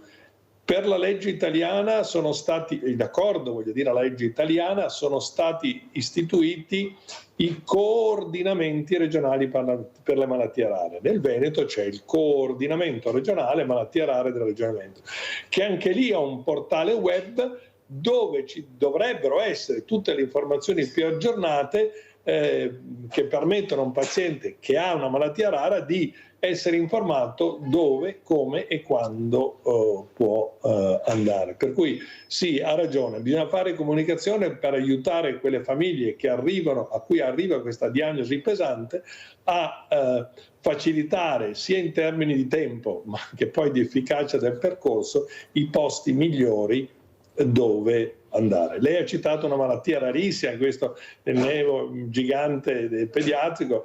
Certamente le confesso che sono pochissimi centri in Italia che sanno gestire questa patologia, e allora è bene che questi centri facciano sentire la loro voce, non tanto per dire che bravi che siamo, ma proprio per aiutare quelle famiglie che incappano in questa rara malattia ad arrivare al posto giusto. Grazie veramente professor Perilongo, siamo in sintonia, visto, perché l'informazione è proprio quella che ti dà il là anche per la speranza. Se tu sai, speri, e questo è il grande problema. Noi dobbiamo dare speranza a queste famiglie, a questi genitori, a questi bambini. Sindaco, cosa dice?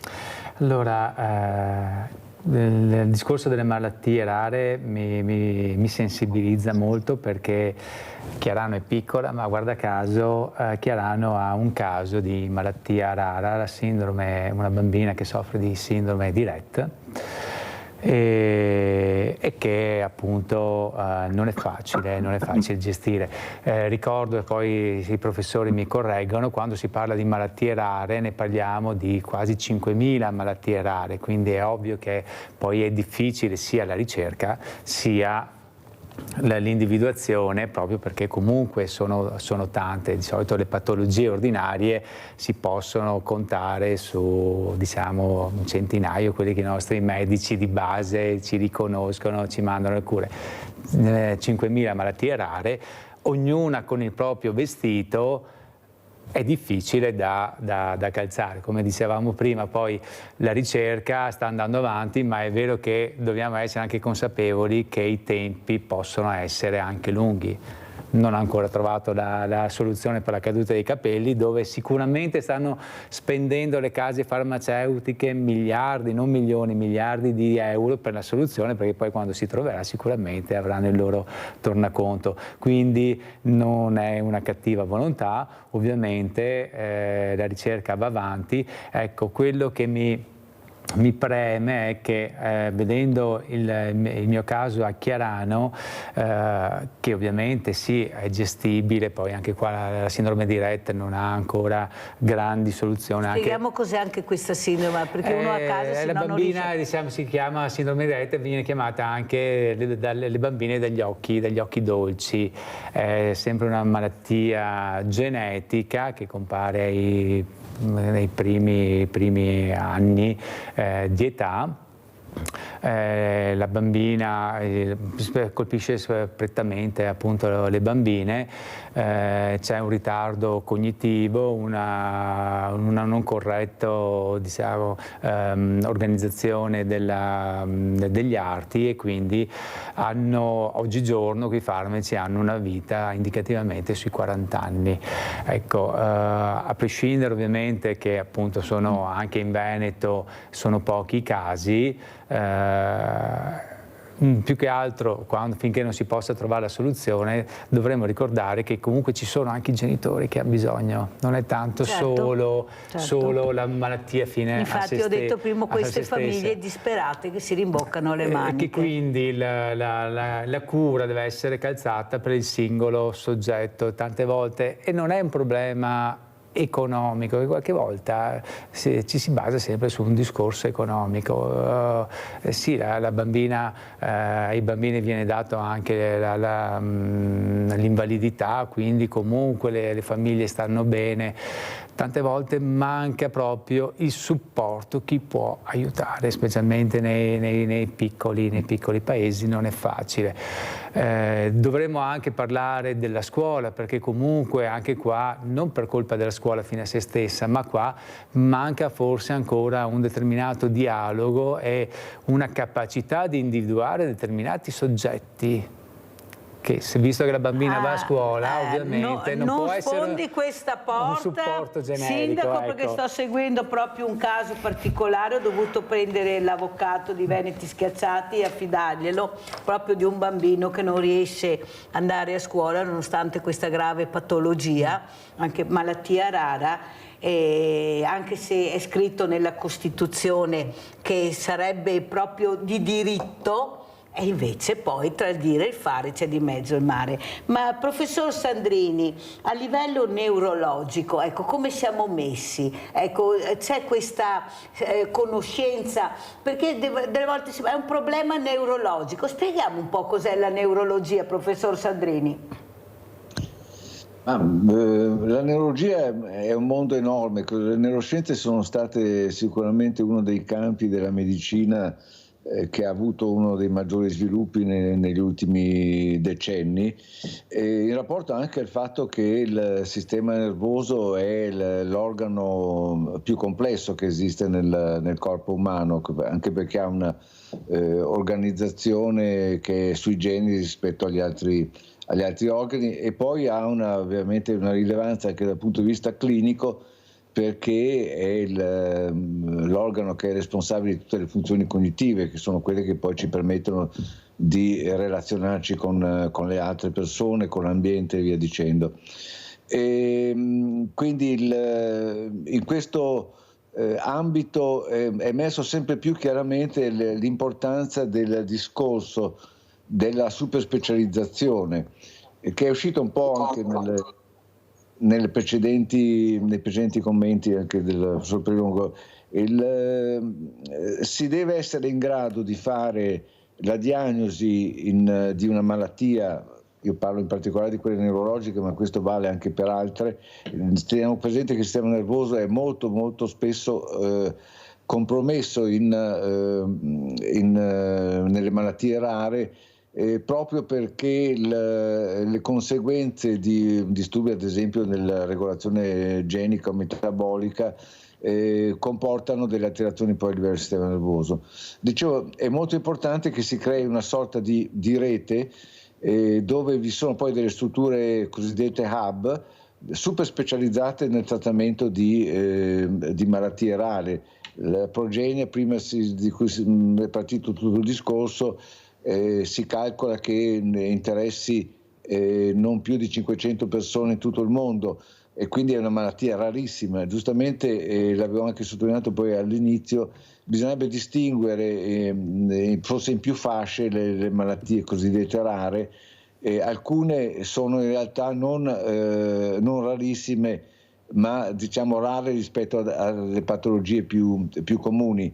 Ed è molto importante anche il discorso che è stato fatto da professor Perilongo sul fatto che non tutte le cosiddette malattie rare hanno una prognosi infausta a breve termine.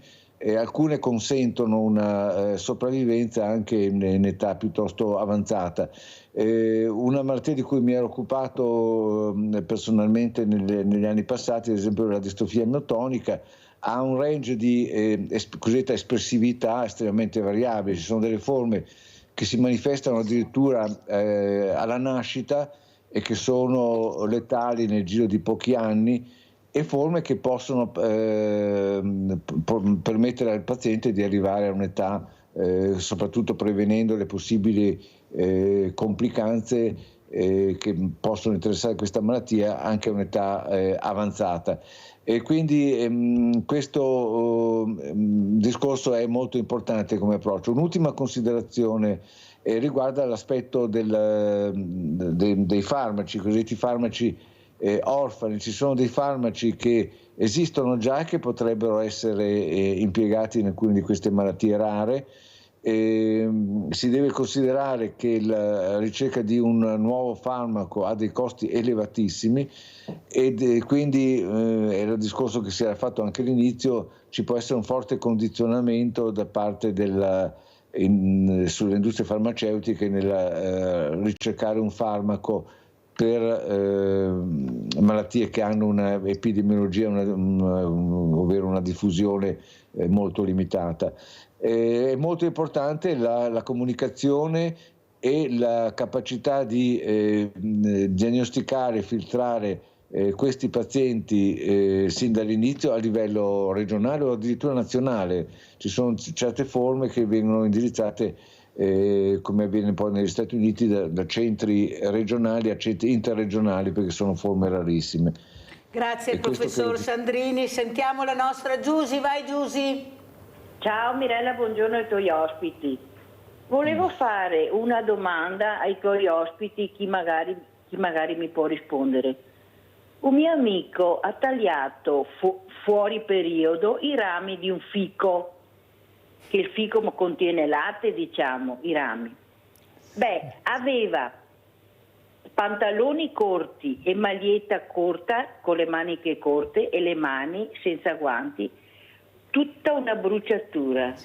Ha fatto bolle con dolori enormi. Ve lo dico questo, ma perché certi, ma se vogliono di questo fico, di tagliare i rami, devono stare attenti di coprirsi coi pantaloni lunghi, con le magliette, con le maniche lunghe e coi guanti, perché è 15 giorni che sta soffrendo da matti. Bolle. Grazie Giusy, guarda, ti risponde addirittura il sindaco, guarda, sentiamo il sindaco. È quello che è poi chiamato anche il latte di fico, quando si stacca il frutto esce fuori quella sostanza collosa, bianca, è irritante, è acida, anzi la vecchia ricetta delle nonne per togliere le verruche piatte si utilizzava mettevano il latte goccia di fico. Sì, quindi è ovvio che è irritante, una sostanza irritante per la nostra pelle. È acida, grazie, ecco, hai sentito Giusy. Professor Perilongo, ha sentito quello che ha detto, l'importanza di quello che ha detto il professor Sandrini proprio per la conoscenza, ma soprattutto quello che mi ha colpito, sarebbe utile dividerle per fasce, in maniera che si capisce dove andare a parare in base al problema che ti arriva in quel momento. Ma è così difficile in Italia dividerci per le fasce? Io lo chiedo anche nel mondo del volontariato, sa professor Perilongo, perché se tutti facciamo tutto, dopo troviamo l'anziano morto in casa perché nessuno ci arriva. Se invece noi avessimo delle fasce, ognuno nel suo campo, forse riusciremmo a arrivare prima. Prego professor Perilongo. Voce. Cerco di dare una risposta quanto mai corretta, nel senso che proprio mi rifaccio alla legge italiana e come è organizzato il sistema sanitario italiano sulle malattie rare. Non tutti gli ospedali d'Italia possono formulare la diagnosi di malattia rara. Ricordo che una volta che si ufficializza la diagnosi di malattia rara, c'è un processo burocratico che porta a far sì che quel determinato malato non debba pagare il ticket. Ecco, lo semplifico così, sia esente dalle spese per la propria malattia rara. Bene, allora cosa ha fatto la legge italiana? Ha detto, individuiamo dei centri che sono autorizzati a formulare la diagnosi di quel gruppo di malattie rare. Cosa voglio dire? Che c'è già in realtà una identificazione di alcuni centri, la suddivisione dei centri per ambiti di competenza, per cui c'è già una suddivisione per ospedali, cioè quegli ospedali che possono certificare certe malattie rare e altri ospedali che devono certificare altre malattie rare. Voglio dire che il trend di identificare centri di eccellenza per quelle determinate malattie, che vuol dire che far sì che in quegli ospedali si concentri quella determinata casistica per quella determinata malattia rara, che permetta quindi a quel centro di acquisire esperienza e conoscenza, è qualcosa che è in atto. Poi viviamo in una terra dove c'è sempre un po' di competizione, si vuol tenersi i propri malati, che forse da una parte è giusto perché bisogna far sì che le cure vengano somministrate sempre più vicino alla residenza del paziente, però per dire che la legge le indicazioni di legge già stanno inducendo questa settorializzazione di ogni ospedale per ambito di competenza, deve continuare, perché solo così si potranno creare dei centri di vera e propria eccellenza. Certo, noi in Italia non siamo abituati, come altri sistemi, d'Inghilterra lo cito, a far sì che proprio si centralizzi forzatamente, per esempio la Rett syndrome, soltanto in alcuni ospedali e non in altri, permettendo, ripeto, a quell'ospedale di acquisire tutte le competenze, di raccogliere tutte le risorse umane e tecniche per affrontare quella malattia. Allora, sentiamo come commenta il professor Sandrini le parole del professor Perilongo, molto chiare, anzi è andato anche oltre. C'è anche qualcuno che vuole tenersi questi ammalati e l'ha fatto bene, la ringrazio professor Perilongo per aver anche detto che ogni tanto bisogna anche dirle le cose. Grazie, prego professor Sandrini. Sì, sono assolutamente d'accordo. Ci sono due esigenze: da una parte ovviamente quella di garantire un'assistenza anche territoriale. Teniamo presente che sono note le migrazioni di pazienti da una regione all'altra. Queste sono un aspetto negativo e non giustificato da un punto di vista organizzativo del sistema sanitario nazionale, ove si tratti di patologie che dovrebbero essere prese in carico, diagnosticate e curate a livello regionale. Dobbiamo quindi trovare un giusto equilibrio tra queste esigenze. Nel caso delle malattie rare dobbiamo considerare, come è stato giustamente sottolineato, che è molto importante concentrare, specie se sono malattie estremamente rare, su pochissimi centri, perché le casistiche sono molto importanti per verificare, fare la ricerca. Se uno studia un paziente, ricava delle informazioni molto limitate, deve verificare che una certa alterazione è presente in molti pazienti. Prego, professore.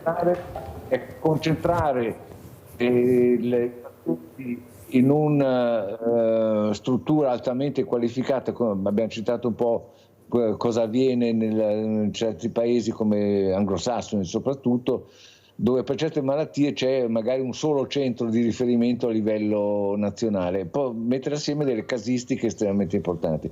Si tratta di trovare un giusto equilibrio, evitando l'egoismo, chiamiamolo così, per cui si tende a voler curare tutto, perché questo ovviamente comporta un abbassamento del livello di cure. Quindi si deve considerare che anche nei sistemi organizzativi assistenziali si tengono a distinguere addirittura 3 livelli. Faccio un esempio, ecco, su un capitolo che di una malattia non rara ma frequentissima, le cefalee. Si possono arrivare addirittura a 3 livelli: un primo livello neurologico, poi un livello che si occupa delle cefalee in generale, il terzo livello di specialisti che si occupano di un solo tipo di cefalea o in particolare.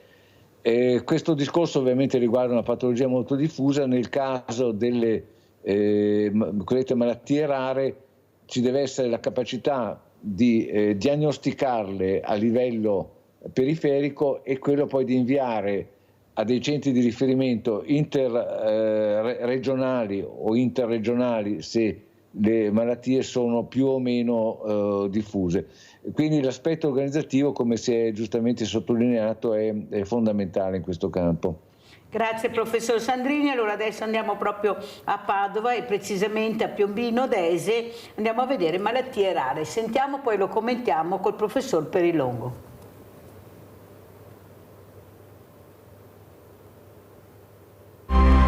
Sono la mamma di Alessandro.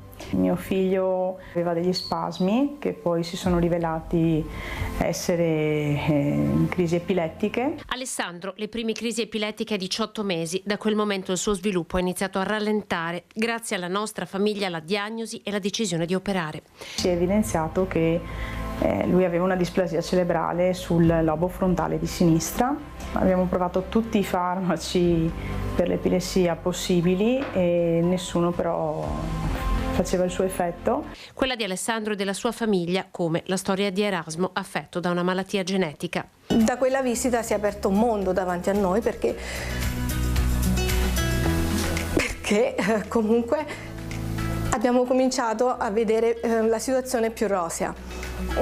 Abbiamo cominciato anche a fare dei ricoveri e abbiamo fatto ricoveri per la durata di 2 anni. E in questi 2 anni noi abbiamo visto miglioramenti, il nostro figlio. Un recupero possibile grazie alla presa in carico riabilitativa della nostra famiglia che con l'IRCS Medea è all'avanguardia anche per dare ai bambini affetti da malattie rare una risposta attraverso la ricerca. Siamo l'unico istituto scientifico che si occupa di riabilitazione, quindi anche di ricerca nell'ambito della riabilitazione. Accanto a questo poi affrontiamo anche dei percorsi complessi con le sperimentazioni farmacologiche sempre per alcune patologie rare di cui siamo di riferimento. Se il percorso riabilitativo migliora la qualità della vita, la ricerca consente nuove frontiere di cura, come sta accadendo per la sindrome di Angelman di cui soffre Erasmo. Siamo veramente in attesa di poter partecipare ai protocolli che introdurranno la terapia genica. È in corso di sperimentazione, ci sono dei risultati abbastanza buoni, presto sarà disponibile per tutta la popolazione di questi bambini. Allora, professor Perilongo, fa ben sperare, come ha detto lei, si fa di passi avanti, avete sentito queste famiglie, la commozione per finalmente essere riusciti ad avere qualche risposta. Prego, professor Perilongo. Allora, mi piace commentare così. Sì, per la sindrome di Angelman, come per altre rare sindromi, sembra che ci siano, sì, per alcune i dati sono già chiari e dimostrati, delle soluzioni terapeutiche. Per alcune di queste non si tratta di cura nel senso vero del termine, ma sicuramente di un miglioramento di questa la sindrome. Per cui certamente siamo in un'epoca dove stiamo vedendo per alcune malattie rare, adesso sono state nominate alcune, la Rett syndrome, la sindrome di Angelman, ma potrei citare altre come l'atrofia muscolare spinale, malattia rara per i quali i bambini morivano nell'arco di 2 anni, ora invece no. Con i nuovi avanzamenti della tecnologia questi bambini riescono a vivere potenzialmente a lungo una vita quasi pari a quella dei propri coetanei. Però quello che mi preme sottolineare, che è emerso da questo breve filmato, che tutti questi bambini hanno comunque delle risorse, per cui al di là che ci sia il farmaco magico con le cure, ma questi bambini hanno delle risorse e c'è sicuramente un problema di garantire al meglio la qualità della vita che loro possono vivere. Quindi non devono essere, come dire, prede di un cinismo, non c'è niente da fare, amen. li lasciamo andare e lasciamo tutto il peso alla famiglia.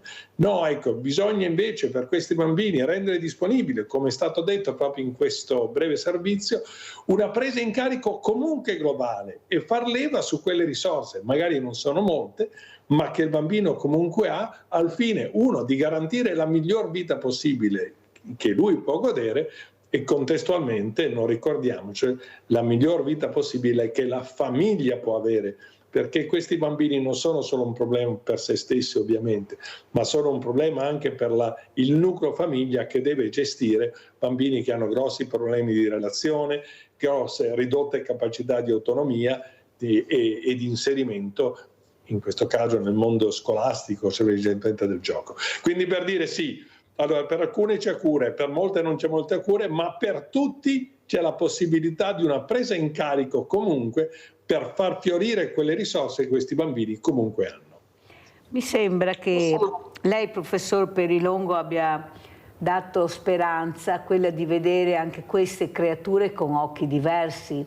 Questi hanno potenzialità, vanno rispettati, però bisogna investire sulla famiglia, sindaco, perché nel momento che l'ospedale li dimette, non li ha più in cura, ma ritornano in famiglia, e qua c'è il supporto della famiglia che non c'è. Inutile, sindaco, che ce la giriamo. Guardi che io sto seguendo dei casi, perciò non mi dica che non è vero, non mi dica che non è vero, perché purtroppo, ecco, questo sarebbe di diritto ad avere queste cure, anche come fisioterapia, come tutto, però non arriva, non c'è niente da fare. Nella carta è scritto, ma nella realtà non esiste. Ecco, quanto è importante è che anche voi sindaci, adesso avete fatto squadra, siete in tanti, riuscite a far capire alla politica che deve investire anche sulla famiglia per supportare anche determinati percorsi che possono avvenire, che mai ti sarei magari pensato, eppure avvengono. Ecco, forse siete troppo tipidi, sindaco, dico io, dovete essere più forti, perché il cittadino poi si rivolge a voi e il sindaco è responsabile della salute dei propri cittadini, non è né il presidente della regione né è il sindaco che è in prima linea, sempre con una coperta cortissima, per questo lo dico, siccome li segui i casi, per questo mi permetto anche di parlare così, perché poi la realtà è diversa. Prego, sindaco. Sì, assolutamente sì. Credo che bisogni guardare anche il lato di assistenza sociale e sanitaria da un punto di vista differente. Mi spiego meglio con l'esempio che posso avere nel mio comune. La bambina è ancora minorenne, noi a Chiarano siamo fortunati, abbiamo un centro H24 per disabili gravi, soltanto che per maggiorenni, e quindi la bambina, anche se dovesse aver bisogno, perché i genitori hanno bisogno di una giornata o 2 giornate, non può entrare, non può fare nessuna ora diurna, fondamentalmente perché la norma, no, le disposizioni dicono no, il centro è per la maggiore età, quindi comunque potrà entrare se dovesse aver bisogno con tutta la trafila un domani quando sarà maggiorenne. Ma se la malattia rara ce l'ho a Chiarano, una struttura ce l'ho a Chiarano, perché non posso fargli fare un percorso di vita all'interno di Chiarano senza che debba andare a destra e a sinistra a fare chilometri su chilometri? Con dei costi importanti che le famiglie non possono sostenere a volte. Nell'ordinarietà va benissimo una determinata regola, ma proprio perché si tratta di malattie rare forse dovremmo cambiare le regole del gioco. Oh, finalmente è stato detto e sono contenta. Professor Perilongo, qualcuno mi dice anche di chiederle, visto che sapevano che era ospite questa mattina, ecco, il vaccino, adesso riparte la campagna vaccinale, anti-influenzale, anti-Covid, e molti dicono non posso farmi il vaccino, specialmente il Covid, per me hanno paura perché ho una malattia rara. È vero, non è vero? Com'è questa storia, professor Perilongo? Cosa dice alle tante persone che la stanno ascoltando? Che in linea di massima tutti devono vaccinarsi. Secondo, per chi ha una malattia rara si rivolga al proprio medico per capire se quella specifica malattia rara possa essere una controindicazione al vaccino. Lo traduco: ci sono alcune malattie rare che danno una immunodeficienza grave o comunque più o meno grave. Voglio dire, pazienti che non sanno difendersi da nessuna infezione, più o meno, molto meno dalle infezioni. Queste sono alcune malattie rare che riguardano il sistema immunologico. Allora, alcuni di questi pazienti, stiamo parlando di pazienti molto rari, potrebbero avere una condizione che controindica il vaccino. Ecco, per cui in linea di massima la maggior parte dei pazienti con malattie rare devono, mancherebbe altro, vaccinarsi, perché alcuni di questi sono fragili e se sulla malattia fragile si impone anche un'infezione da Covid, le cose possono avere un decorso più negativo. Secondo, però, che chiedono al proprio medico curante, perché ci possono essere delle condizioni, ripeto, rarissime, per cui la vaccinazione è una controindicazione. Questo direi come assoluto. Io so che sono in imbarazzo, ma bene, prego, lascia lei. No, prego professore, continui, che mi fa piacere ascoltarla, prego. No. Credevo di dovervi lasciare per un impegno urgente che mi è arrivato. Ci mancherebbe, invece... lo so, anche perché ormai è finita l'ora, perciò la ringrazio veramente. No, posso rimanere però ecco, insisto nel messaggio. Allora, sì, i malati rari è meglio che lo chiedano il loro paziente, però vi anticipo che per la maggior parte dei malati rari, prendiamo la Rett syndrome che è stata nominata, oppure l'Angelman syndrome, questi bambini sono fragili, è meglio che se non sono piccolissimi, perché la vaccinazione con il Covid ha dei limiti di età, ovviamente sotto una certa età ancora non è stato liberalizzato, ma se sono grandicelli sono bambini fragili, per cui è bene che non si prendano un'eventuale infezione da Covid, e così vale per l'adulto. Grazie veramente per aver parlato molto chiaramente. Questo è l'appello anche del professor Giorgio Perilongo, coordinatore malattie rare, azienda ospedaliera di Padova. Se non vi fidate di quello che sentite, andate dal vostro medico di famiglia. Speriamo che non sia un Novax, però, perché abbiamo anche quelli del professor Perilongo, no? Perché bisogna anche stare attenti, perché ho avuto un'anziana che mi ha detto: il mio medico mi ha detto di non vaccinarmi e allora io non mi vaccino. Ecco, perciò dobbiamo anche parlarci chiaro, perché la confusione poi è parte il neuro. Grazie professor Perilongo di essere stato con noi. Allora, professor Salvini, prima che parti il neuro, qualcuno come vuole salutarci? Giorgio? Devo fare io un saluto finale brevissimo. Ringrazio intanto per l'invito, è stata molto interessante la trasmissione. Volevo, condivido assolutamente quanto ha detto il professor Perilongo circa le vaccinazioni.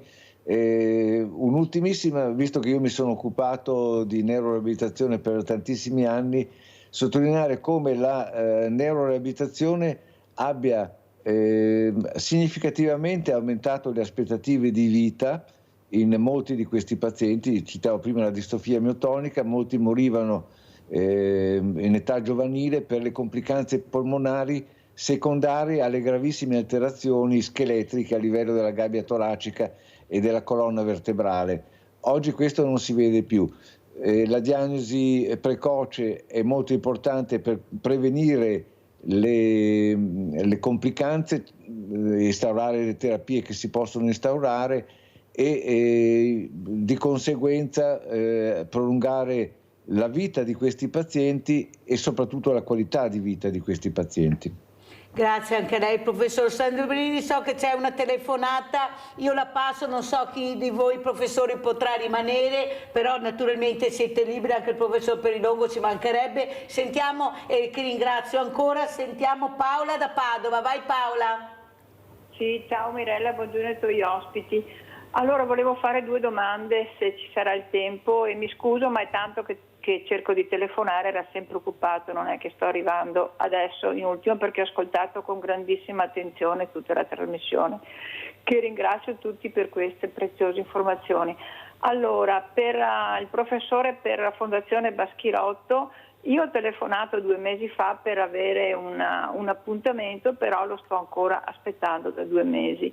Per quanto riguarda malattie rare di Padova, Non è così facile però accedere, perché quando il medico di base sospetta una malattia rara e tu telefoni per avere un appuntamento, perché tra parentesi non c'è nessun medico appunto che ti possa fare la visita a pagamento, e allora ti chiedono quale malattia rara e il medico di base dice io non ho idea, se no l'avrei già scritta, quindi non ti prendono in carico se non sai già quale tipo, il sospetto di quale malattia rara. Ecco, io credo che questo sia una cosa da chiarire per poter bypassare, altrimenti non entri in questo circuito. Questa è la cosa che volevo dire dal di fuori dell'organizzazione, che sicuramente è la più grande al mondo, però è difficilissimo entrare se nel medico di base non sa già, o perlomeno non ha già il sospetto di quale malattia rara. Grazie infinite per chi mi può rispondere, grazie a tutti. Grazie a te Paolo, non so chi vorrà rispondere, chi c'è ancora collegato, vedo il professor Perilongo. Se volete provo io a dire questo. Grazie. Allora, quando parliamo di malattie rare, parliamo di una gamma di malattie che secondo l'Organizzazione Mondiale della Sanità, è stata accennata e mi permetto di correggere, sono tra le 7.000 e 8.000 e variano tantissimo, tra le malattie rare dell'occhio, la malattia rara adesso dico del piede, la malattia rara, per cui è difficile senza un minimo di indicazione per chi deve prenotare una visita indirizzarlo, perché magari si rischia di indirizzare nella forma nell'ambito diverso, per cui è una richiesta pressante da parte che noi rivolgiamo ai medici generici di famiglia. Quanti sono, chiedo scusa, non voglio offenderli col termine, chiedo scusa ai medici di famiglia, di dare un minimo di indirizzo, che sia malattia neurologica, che sia epatica, altrimenti si va a vuoto e si rischia a perdere tempo e complicare quello di sé diagnostico. C'è da dire che è in programma in azienda di attivare un servizio proprio per le mie malattie rare non diagnosticate, cioè proprio per coloro per i quali che hanno sintomi e segni che difficilmente orientano verso un ambito o un altro. Lo sappiamo che esiste anche questo sottogruppo di pazienti, ci stiamo proprio attrezzando per creare, come dire, un servizio per i pazienti che hanno malattie rare non chiare, non diagnosticate, non si sa dove andare. Allora, cioè offriamo noi un servizio, come si dice, di triage, di selezione per vedere questi pazienti e poi indirizzarli in ambito oculistico piuttosto che epatico, piuttosto che neurologico o quant'altro.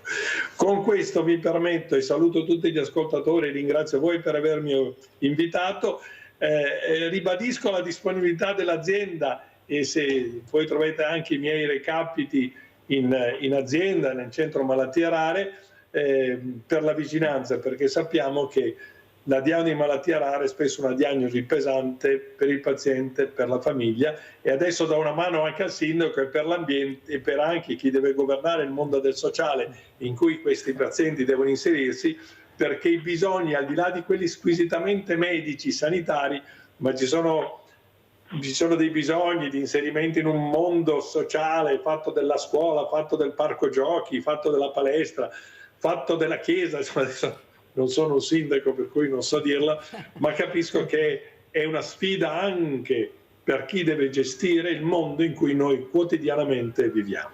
Per cui, se vi permettete, vi saluto in questo modo, ancora il grazie più sincero e ribadisco la mia disponibilità, che è la disponibilità dell'azienda, ad essere vicino a tutti i pazienti, ovviamente tutti. Adesso in questo caso mi faccio portavoce di quelli con malattia rara. Grazie veramente professor Perilongo per questa disponibilità, capite quanto importante è sentirli, ascoltarli, che diano queste informazioni che magari anche per chi è a casa e guardando questa trasmissione questa mattina, tipo anche Paola e non solo Paola, avrà la speranza magari di essere ascoltato. Veramente grazie professor Perilongo, veramente grazie, buon lavoro sia a lei che al professor Sandrini. Sindaco, come ci saluta velocemente perché ho già forato? Solo con un semplice saluto, spero di rivederla Mirella, noi siamo sempre sul pezzo, quindi... più tosti? Rock, non lenti? Assolutamente sì, e speriamo sempre in meglio, ma comunque mai mollare. Grazie anche a Stefano De Piri, sindaco di Chiarano, Treviso, primo mandato Lega. Grazie a tutti gli ospiti, veramente grazie. Pubblicità.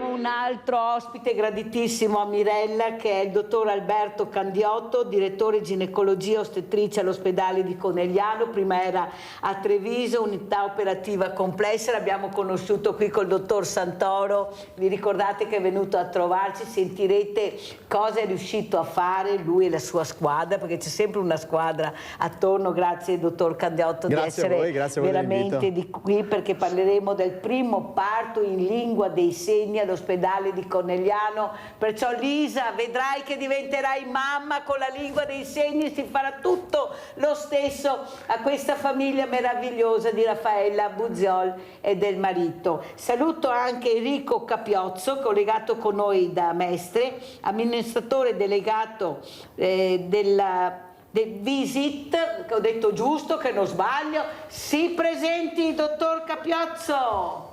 Corretto, buongiorno Mirella, buongiorno a tutti voi, piacere essere qui con voi. Sì, siamo molto felici di aver dato una mano all'azienda sociosanitaria a fare questo importante lavoro, quindi siamo molto felici di essere qui oggi a raccontarlo. Vede, dottor Capiozzo, quello che è importante è dare la speranza a questi bambini, a queste famiglie. Sto parlando di famiglie che hanno adottato queste 3 creature per non dividerli. Lisa purtroppo aveva questo problema, ma con la lingua dei segni si può risolvere, però Lisa a 14 anni era ancora a casa perché la scuola non l'accettava, perché per loro Lisa è una disabile.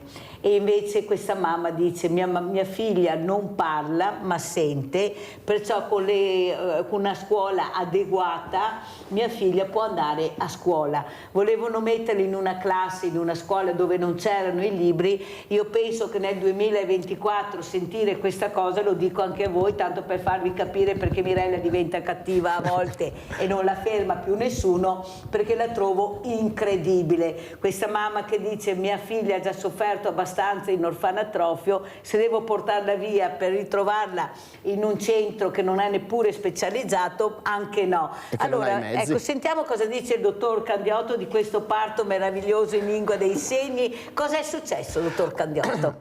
Intanto fa sempre piacere, fare pubblicità del proprio lavoro quando si lavora per le donne, per i bambini, quando si fa qualcosa di bello, almeno io ci tengo ancora, ok, il mio lavoro mi piace tanto. Nel caso specifico faccio una piccola storia perché questa è la parte bella. Allora, parliamo di una mamma marocchina, ok, trasferita in Italia da tempo, che rimane incinta, ok, è una donna under 30, quindi sapete che gli stranieri rispetto agli italiani sono un pochino più precoci, no? Mirella, questo per voi, l'età media in Italia del primo figlio già si aggira sui 34, che è molto avanti, anzi per tutti quanti è troppo avanti.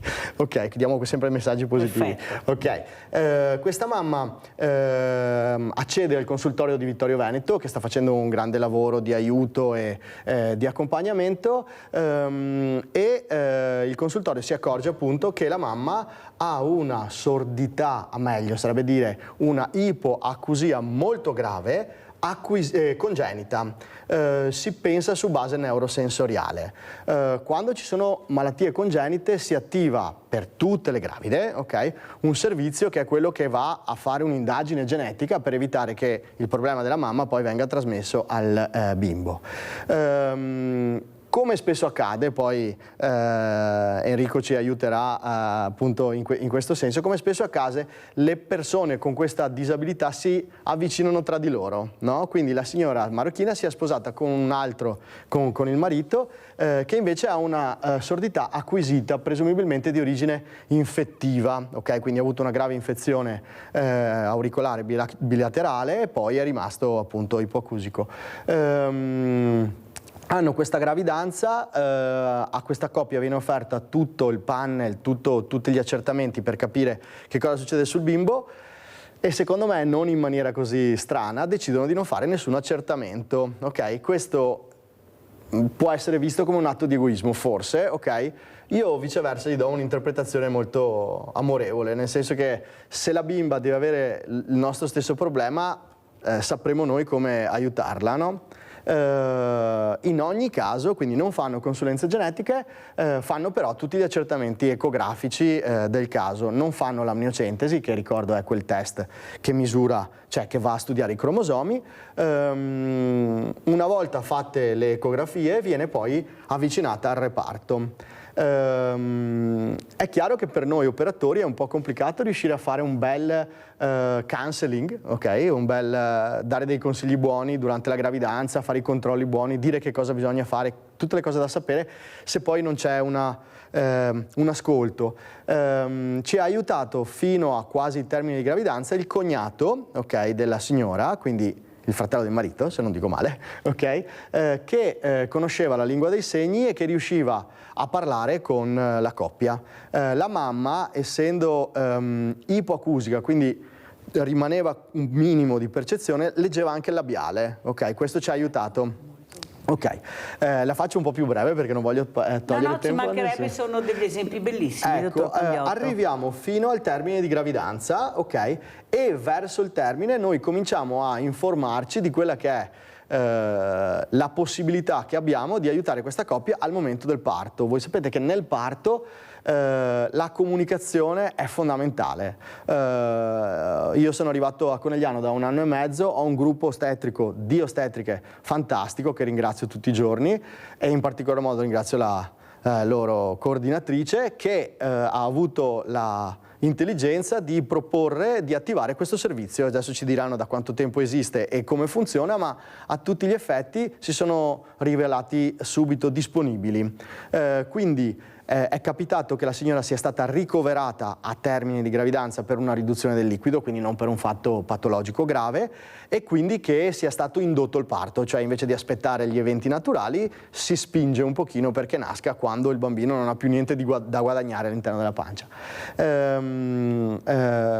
È stata ricoverata il giorno 31 dove il giorno dopo è cominciata l'induzione, e al giorno successivo, calcolate che quando facciamo l'induzione normalmente ci possono volere anche 5 giorni per arrivare al parto, ok? Sì, quindi non è che si arrivi sempre così no, facile, non è un interruttore, io lo dico sempre. Quindi a tutti gli effetti il secondo giorno è partito un travaglio spontaneo, ok? Nella prima parte c'era sempre il cognato, quindi nella parte diciamo non propria della coppia, ma ancora vengo, faccio la visita, come sono messa, eccetera, eccetera, ci aiutava un po' il cognato. Poi c'è un'intimità da rispettare, certo. Ok? E l'intimità è quella della coppia, ok? In questa intimità il lavoro fantastico dell'ostetrica è quello di riuscire a inserirsi senza essere di troppo.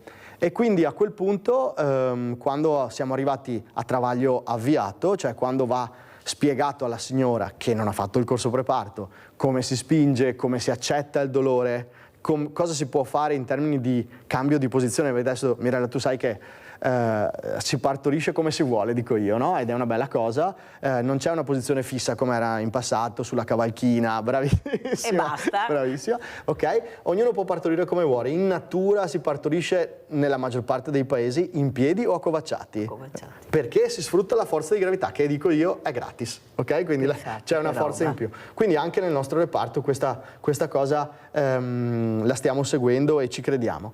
A quel punto, in quel momento esatto, pensate in maniera molto banale, sfruttando il cellulare del marito e la connessione dati del marito, noi abbiamo anche il tablet, ma il marito ha voluto fare questo, abbiamo contattato il servizio di video interpretariato LIS, ok, di cui appunto ci spiegheranno i dettagli, e abbiamo spiegato alla coppia e in particolar modo al marito, perché come ti avevo accennato la donna qualcosa riusciva a capire dal labiale, abbiamo spiegato tutto, ok? Il parto è andato benissimo e questo è il motivo per cui ci facciamo una bella pubblicità, e la coppia è stata contenta.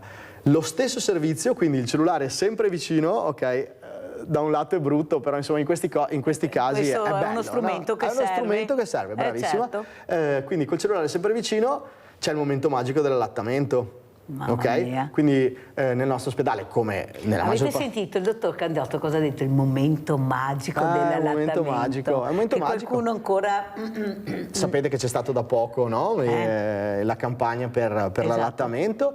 Momento magico perché è un momento complicato in cui il bambino sente la pelle della mamma. Noi facciamo quello che si chiama lo skin to skin, quindi una volta nato viene subito avvicinato alla mamma, ok, deve cercare il capezzolo, deve sentire l'odore della mamma, sentire il calore. Che fatica dirà sto bambino, stavo meglio dove prima, dov'ero. Esatto. Sentiamo Giulia da Venezia, poi continuiamo se non mi cade la linea. Vai Giulia cara. Mirella, ciao, buongiorno a tutti e anche ai tuoi cari ospiti che hai là. Però Mirella, io vorrei ricordare un'altra cosa oggi, Mirella. La strage del Vajont. Sì. Mi hai sentita fino adesso, Mirella? Certo che ti ho sentito, Giulia. Perché Mirella è stata ieri sera, prima delle 11 alle 10:30, però oggi c'era la disperazione, la desolazione, la Mirella. Guarda, io avevo mia sorella in colonia Sedico e portavano bambini in continuazione, che la notte mia sorella diceva ma cosa sta succedendo, mi racconta ancora adesso tutti questi bambini che piangono. E allora Mirella, volevo ricordare Mirella che spero che non abbiano voglia di fare un'altra diga nel Vanoi. Si chiama Vanoi, hai fatto bene a ricordarlo, hai fatto bene Giulia. Perché Mirella, guarda, loro dicono ma no, ma non si può, ma qua anche con la pista da bob, con altre cose, ci sono anche le loro firme, ma mentiscono. Dico no, ma no, non facciamo. E poi per 30 persone magari fanno una pista, spendono un patrimonio e anche se ci sono le loro firme mentono. E allora Mirella, io volevo dire che spero proprio che non si inventano. Perché Mirella, a questo punto noi cosa dobbiamo fare? Niente, perché la storia è storia, Giulia, devo correre perché ho gli ospiti, hai fatto bene a chiamare, sei stata anche molto chiara, sai che condivido, tanto è vero che io al sabato leggo sempre questo libro dei sopravvissuti, non solo nel ricordare il giorno del Vajont, ma io lo leggo sempre, penso che ecco, con la Costituzione, alterno la Costituzione al libro dei sopravvissuti perché la storia è storia, e la storia, grazie Giulia cara, un grande abbraccio, hai fatto bene a chiamare. La storia però anche quella del dottor Candiotto, del dottor Capiozzo, che invece stanno cercando di farci diventare ottimisti anche alle fragilità. Questa bimba che chiede alla mamma cosa sarà del mio futuro, penso che sentendo, e sicuramente lo sentirà questa sera perché adesso è a scuola con la sua mamma, il dottor Candiotto e il dottor Capiozzo, forse Lisa vedrà domani mattina si alzerà magari un po' con più di buon umore, con un po' di speranza. Cosa dice il dottor Capiozzo? Sì, dico che questo è stato un bellissimo esempio di come due aspetti fondamentali possono migliorare concretamente la vita delle persone, anche come quello è stato detto, anche più fragili. Da un lato il corretto utilizzo di servizi innovativi, come quello del video interpretariato in lingua dei segni, ma dall'altro lato anche l'umanità delle persone, degli operatori sociosanitari in questo caso, e la conoscenza. Vediamo anche quello che ha mandato il dottor Capiozzo, così a casa riescono a capire ancora meglio. Eccolo qua. Cosa stiamo vedendo?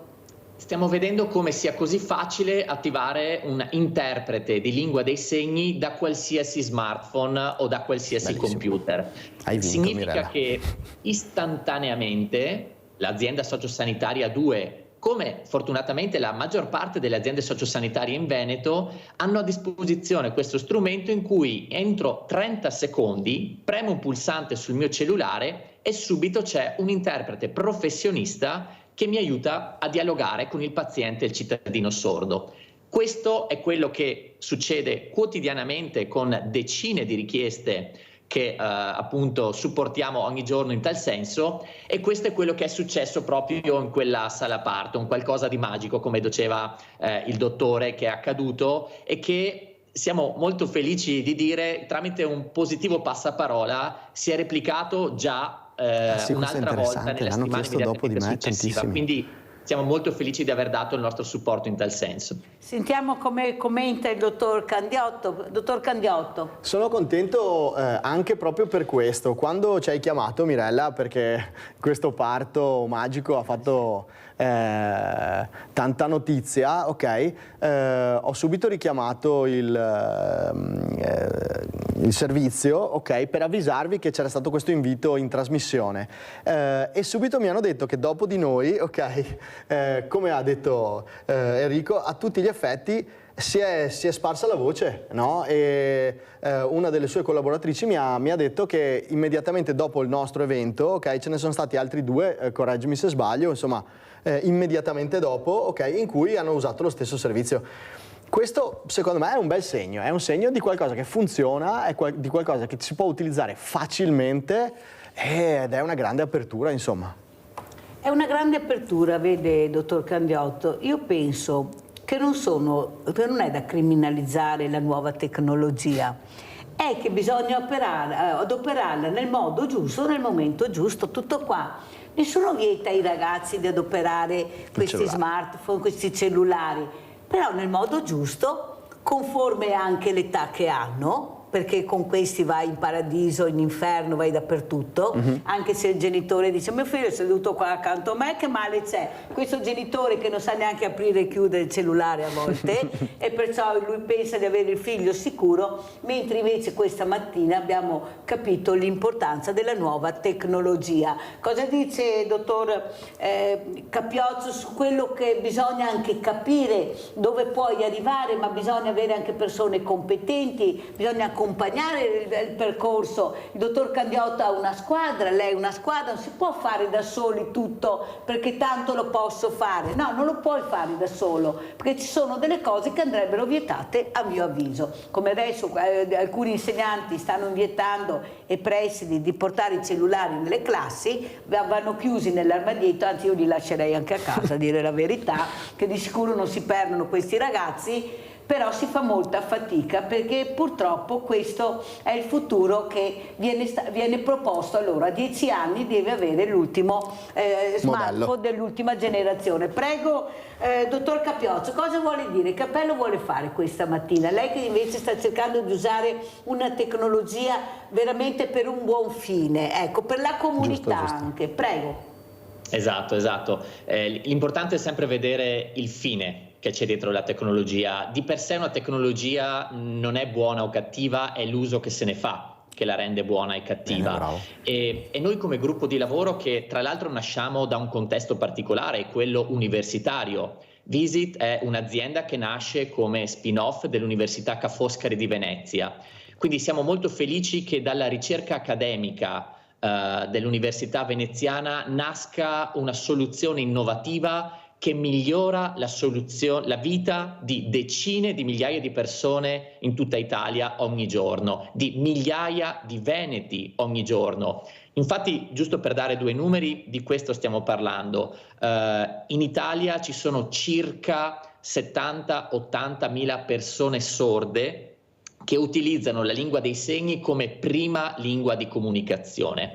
Questo non vuol dire che non conoscano l'italiano, che non sappiano leggere in maniera, un prima approccio il labiale, come ha detto il dottore, ma vuol dire che quando si deve trattare un tema complesso, delicato, come quello sociosanitario, ecco, la lettura del labiale non basta più. La lingua per comunicare appieno con queste persone è la lingua dei segni, che per loro è la propria lingua naturale. Ed è per questo che un servizio come quello che stiamo vedendo, che permette istantaneamente, in 30 secondi, di avere un interprete professionista sempre collegato, è fondamentale in tantissimi aspetti della vita personale. L'ambito lavorativo, l'ambito pubblico amministrativo, l'ambito scolastico, come giustamente è stato notato, ma se vogliamo dirne uno probabilmente sopra tutti, l'ambito sociosanitario. E devo dire che siamo molto orgogliosi che il nostro team di più di 30 interpreti professionisti di lingua dei segni sono sempre disponibili per le strutture sociosanitarie Ripeto, in Veneto quasi tutte le aziende sociosanitarie sono dotate di questo strumento e siamo molto orgogliosi di dare il nostro apporto in tal senso per supportare migliaia di persone venete che usano la lingua dei segni come propria lingua principale e che in questo modo si trovano pienamente compresi, prima ancora che supportati dal punto di vista sociosanitario, cosa fondamentale ovviamente, ma anche compresi nelle loro necessità di comunicazione. Perché ecco, un punto fondamentale è la differenza tra disabilità e handicap. La disabilità è un qualcosa che la persona ha, perché la disabilità sensoriale è un qualcosa che c'è, non si può cancellare in questo caso. Ma l'handicap invece è la difficoltà che la persona incontra quando non ci sono le soluzioni adeguate. E se la disabilità è molto difficile da affrontare o comunque è molto complesso, l'handicap invece è doveroso affrontarlo con due modi: uno, soluzioni dedicate come queste; due, conoscenza del caso e conoscenza di come approcciare queste disabilità. Vede, dottor Capiozzo, lo dico anche al dottor Candiotto, io invece sono molto preoccupata perché dalle ULSS verrà tolto il socio, resterà solo il sanitario e rischiamo di fare un altro carrozzone che non porterà a niente, ma chi verrà penalizzato? La fragilità. Io sono veramente preoccupata perché nessuno dice niente, c'è un silenzio totale, penso di essere l'unica che ne parla al mattino nella mia trasmissione, perché io vorrei capire, avrei anche diritto di sapere cosa vuol dire togliere il socio e dov'è l'obiettivo che vogliono andare a parare. Siccome sbagliano tutti gli obiettivi o quasi, sarà meglio che prima di sbagliarlo almeno ci confrontiamo e capiamo anche noi dove vanno a parare. Cosa dice, dottor Candiotto, questo socio che verrà tolto, ecco, allora, questa sanità invece che sta cercando, lei l'avete visto? Sì. Date il massimo. Io credo che non sia giusto fare una critica assoluta. Da quello che mi è dato di sapere, la parte socio, come dici tu, che viene tolta dall'ospedale in realtà riguarda il servizio, ok? Appunto i servizi sociali che vengono solo spostati al di fuori della struttura, ok? Questo soltanto forse è comunque pericoloso, ok? Pericolosissimo, ecco, dico io. Però ecco, sono ormai decisioni in un certo senso necessarie per talune specialità, d'accordo? Nel mio piccolo, ok, non potrei mai stare senza il socio e senza l'aiuto di collaboratori. L'abbiamo visto, no? No, quanto è importante questa collaborazione. Però una domanda, dottor Candiotto, sì. Devo correre perché il tempo è tiranno, ma proprio da medico, questa ragazza che ha ucciso i 2 bambini, per carità c'è un processo in corso, tutto qua. Ma è proprio possibile fare il fai da te, apro internet, vado su Google, mi preparo, chiedo, nessuno vede la gravidanza, ma sto fidanzato saranno a letto assieme qualche volta, spero almeno, non so, o come per opera dello Spirito Santo. È proprio vero che una gravidanza si può tenere all'oscuro completamente, dottor Candiotto? Se devo darti una percentuale, direi che riusciresti a nascondere la gravidanza. Io penso intorno al 20% dei casi, nel senso che ci sono poi situazioni molto particolari, okay, in cui la gravidanza si vede poco, soggetti molto magri piuttosto che situazioni sociali difficili, donne che non escono mai, che si vestono sempre molto coperte, ok? Larghe. Bravissima, però in realtà non si può nascondere. E per rispondere alla tua domanda, sapete che c'erano stati quei programmi, non sapevo di essere incinta, adesso io cito cose che so che la gente guarda, in realtà se voi fate caso sono sempre contesti sociali molto difficili e sono sempre un po' filmiche le cose, no? Sono sempre un po' esagerate. Nel caso della donna, che è un caso per me dolorosissimo, io credo che in realtà ci sia una premeditazione molto pericolosa, molto pesante, ok? Nel senso che è già tutto organizzato. Tu che fai parte della categoria sai che quando la donna decide una cosa è difficilissimo farle cambiare idea, ok? Quindi quella era una gravidanza che non era desiderata e quindi faceva di tutto per non solo nasconderla ma anche sbarazzarsene il prima E possibile. visto l'esperienza della prima, posso fare anche la seconda, qual è il problema? Non credo che ci sia diffusione o disponibilità di informazioni in termini di aborto, ok? Cioè nel senso come riuscire a uccidere il proprio prodotto di concepimento o a terminare la gravidanza. La ringrazio perché è un caso che ha colpito, penso, tutti noi, è giusto anche parlarne, capire, ecco, che la verità sta sempre nella via del mezzo. Adesso vorremmo anche che terminasse, ecco, anche per rispetto soprattutto di queste due creature che non ci sono più, soprattutto di loro. Ma dottor Capiozzo, mi scusi, ma l'intelligenza artificiale, qualche addetto ai lavori molto importante ha detto attenzione, ecco, sta intelligenza artificiale, perché anche qua dove andiamo a parare? Perché poi alla fine c'è sempre l'uomo, è inutile che ce la raccontino, alla fine c'è sempre l'uomo e sappiamo anche che uomini ci sono nel mondo, perciò dobbiamo stare anche un po' attenti. Cosa dice dottor Capiozzo?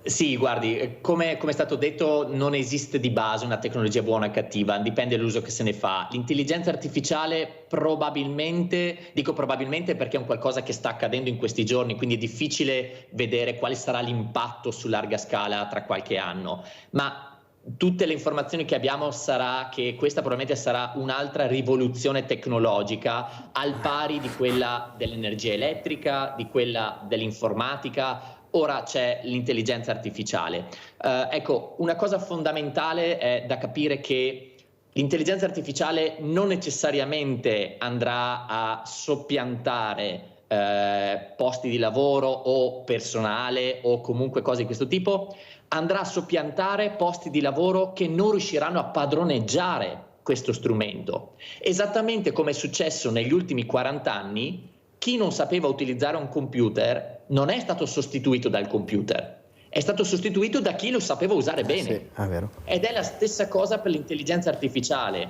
Quindi ritengo che sia un qualcosa da dover gestire con grande attenzione, soprattutto dal lato etico, per le grandi potenzialità che questa offre. Ma non dobbiamo spaventarci, dobbiamo semplicemente conoscere la tecnologia, capirla, saperla utilizzare e saperla padroneggiare. Con queste basi siamo certi che negli anni daranno tantissime nuove novità e migliorerà la vita delle persone. Perché no? Anche nei servizi per le persone con disabilità, che potranno avere tanti benefici dall'utilizzo di strumenti di questo tipo. Sì, è vero, però anche, dottor Capiozzo, che stiamo arrivando e abbiamo superato l'asticella. Noi abbiamo l'amico virtuale, abbiamo il fidanzato virtuale, non so dalla Cina cosa deve arrivare ancora, no, perché a questo punto mi domando il cane cosa... virtuale. Ecco, il cane virtuale. Capisce che sono un po' spaventata, perché poi noi dobbiamo combattere la fragilità che in mano questi strumenti, e che se non è seguita da persone che riescono a gestire anche questa nuova tecnologia, diventa pericolosissimo. È questo che mi spaventa. Ecco, mi spaventa che abbiamo ancora i diversamente giovani che non sanno adoperare i cellulari, sanno solo fare il numero. Ecco, però in Australia sanno adoperarli perché hanno fatto prevenzione e li hanno abituati prima. Capisci che io sono spaventata nel mio paese, che lo amo, lo adoro, però mi fa un po' paura, ecco, questo lo devo dire. Sentiamo Maria da Castelfranco. Maria, vai. Buongiorno, buongiorno. Innanzitutto complimenti. Buongiorno Mirella. Buongiorno. Chiedo un'informazione. Ho capito bene, quindi durante le visite mediche, durante le visite dal ginecologo, c'era il cognato con questa signora? Sì, ha capito bene. Perché non potevate chiamare una donna? Perché immagino, poverina, perché a me, io penso già solo se mia mamma mi accompagna a fare la visita, mi vergogno tantissimo. No, non confonda. Aspetta che finiamo poi. Allora adesso stai molto attenta a quello che dice il dottor Candiotto, visto che hai fatto una domanda importante. Una domanda importante e anche prego, intelligente. Dottor Candiotto, è anche intelligente. Non confondiamo, nel senso che il cognato era presente nel momento del colloquio, ok? Nel nostro reparto, come nella maggior parte dei reparti, il colloquio, quindi valutazione degli esami, cartella clinica, insegnamenti, consigli, raccomandazioni vengono fatti in un ambiente. La parte della visita, ok, viene fatta in un ambiente separato, quindi il cognato. Peraltro parliamo di persone che hanno anche una religione che non permette ai maschi di essere presenti, no? Infatti il nostro sforzo è stato sempre di fornire una donna alla signora marocchina, quindi la parte della visita, quindi strettamente intima, viene fatto con un rapporto one to one con l'ostetrico, con il ginecologo. Poi la signora si riveste, si mette sul lettino coperta, ok, e facciamo l'ecografia in cui entra il marito, ok, ma il cognato rimane sempre lontano, quindi non preoccupatevi, ecco, tutto mi manca tranne che la sensibilità, ok, a favore della donna. Sì, però io penso, Maria, quelle donne che qualche volta senti partoriscono in macchina perché non riescono ad arrivare all'ospedale e là non si preoccupano se è un uomo, una donna. La preoccupazione è quella di riuscire a far nascere il bambino anche in situazioni estreme, perciò forse dobbiamo guardare al di là del femminile e del maschile, ma guardare la persona. Ecco, io inizierei a parlare di persone, perché sennò non ne andiamo fuori, e invece il mondo deve andare avanti e dobbiamo capire che tutti quanti dobbiamo fare comunità, nel bene e nel male, ognuno con il proprio rispetto, ma se capita di sicuro non vado a dire scusa di che nazione sei, o che sesso hai. Ecco, come ci saluta, dottor Candiotto? Niente, dicendo che sono contento che siamo stati i primi, ok, questo mi dà una certa gioia, sono contento di aver trovato questo aiuto da parte del dottor Capiozzo, da parte di Enrico appunto, e di questo servizio. Sapete che adesso che se ne è fatta pubblicità e come abbiamo detto è disponibile in tutti gli ospedali, in tutte le sedi, quindi sappiate che questo servizio c'è. Come ci saluta, dottor Capiozzo? Saluto intanto ringraziando ovviamente la grande umanità e la grande professionalità del personale dell'azienda sociosanitaria 2 che ha saputo utilizzare questo strumento in momenti così delicati, e mi fa piacere appunto ricordare anch'io che questo servizio è disponibile su tutto il territorio trevigiano, ma non solo, in gran parte del territorio veneto. Ecco, una piccola preview molto positiva delle prossime settimane, i prossimi mesi, è che il servizio sarà esteso anche ai medici di base e ai pediatri di famiglia, in modo che non solo nelle strutture delle aziende sociosanitarie, ma anche dal medico di base, tutte le persone sorde della regione Veneto avranno la possibilità di avere un interprete professionista sempre disponibile. È davvero una bella cosa su cui siamo molto felici di dare il nostro apporto. Io dovrò invitarvi ancora perché non sono riuscita a mandare neppure il video delle vaccinazioni, sento in regia ma non credo di farcela. Cosa mi dice la regia?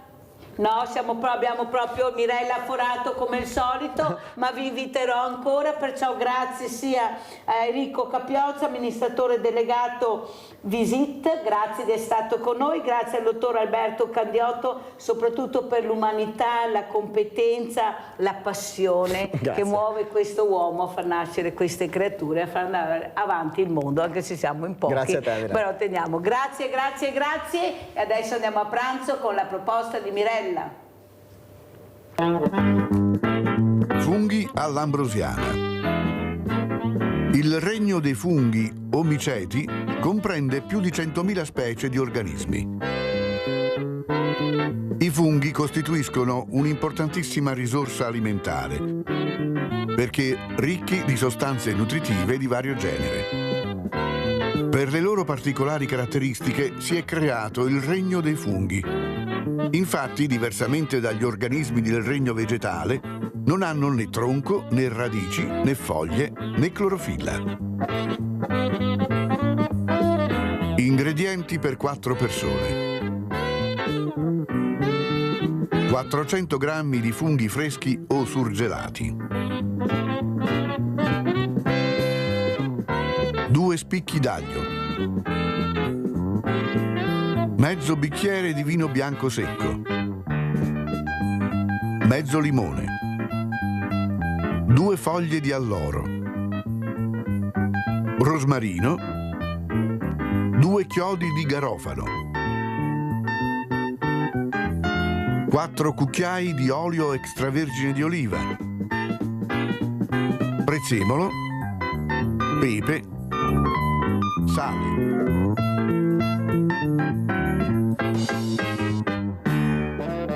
Preparate un trito di aglio, lauro, rosmarino, pepe e chiodi di garofano.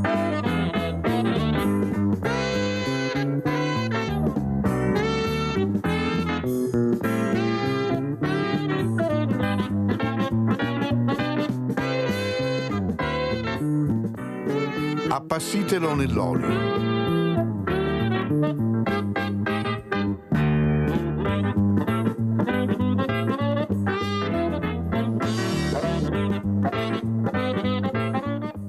Fate cuocere a fuoco vivo nell'olio per un paio di minuti i funghi affettati e salate unitamente al trito preparato.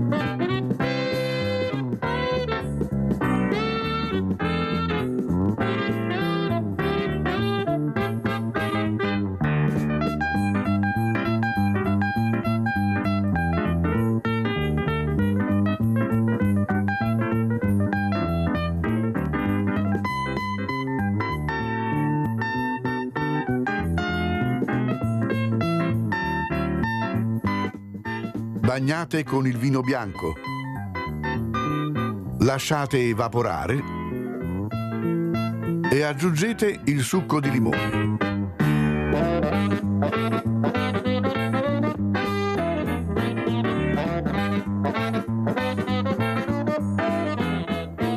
Mescolate, mettete il coperchio e fate cuocere a fuoco moderato per 10 minuti.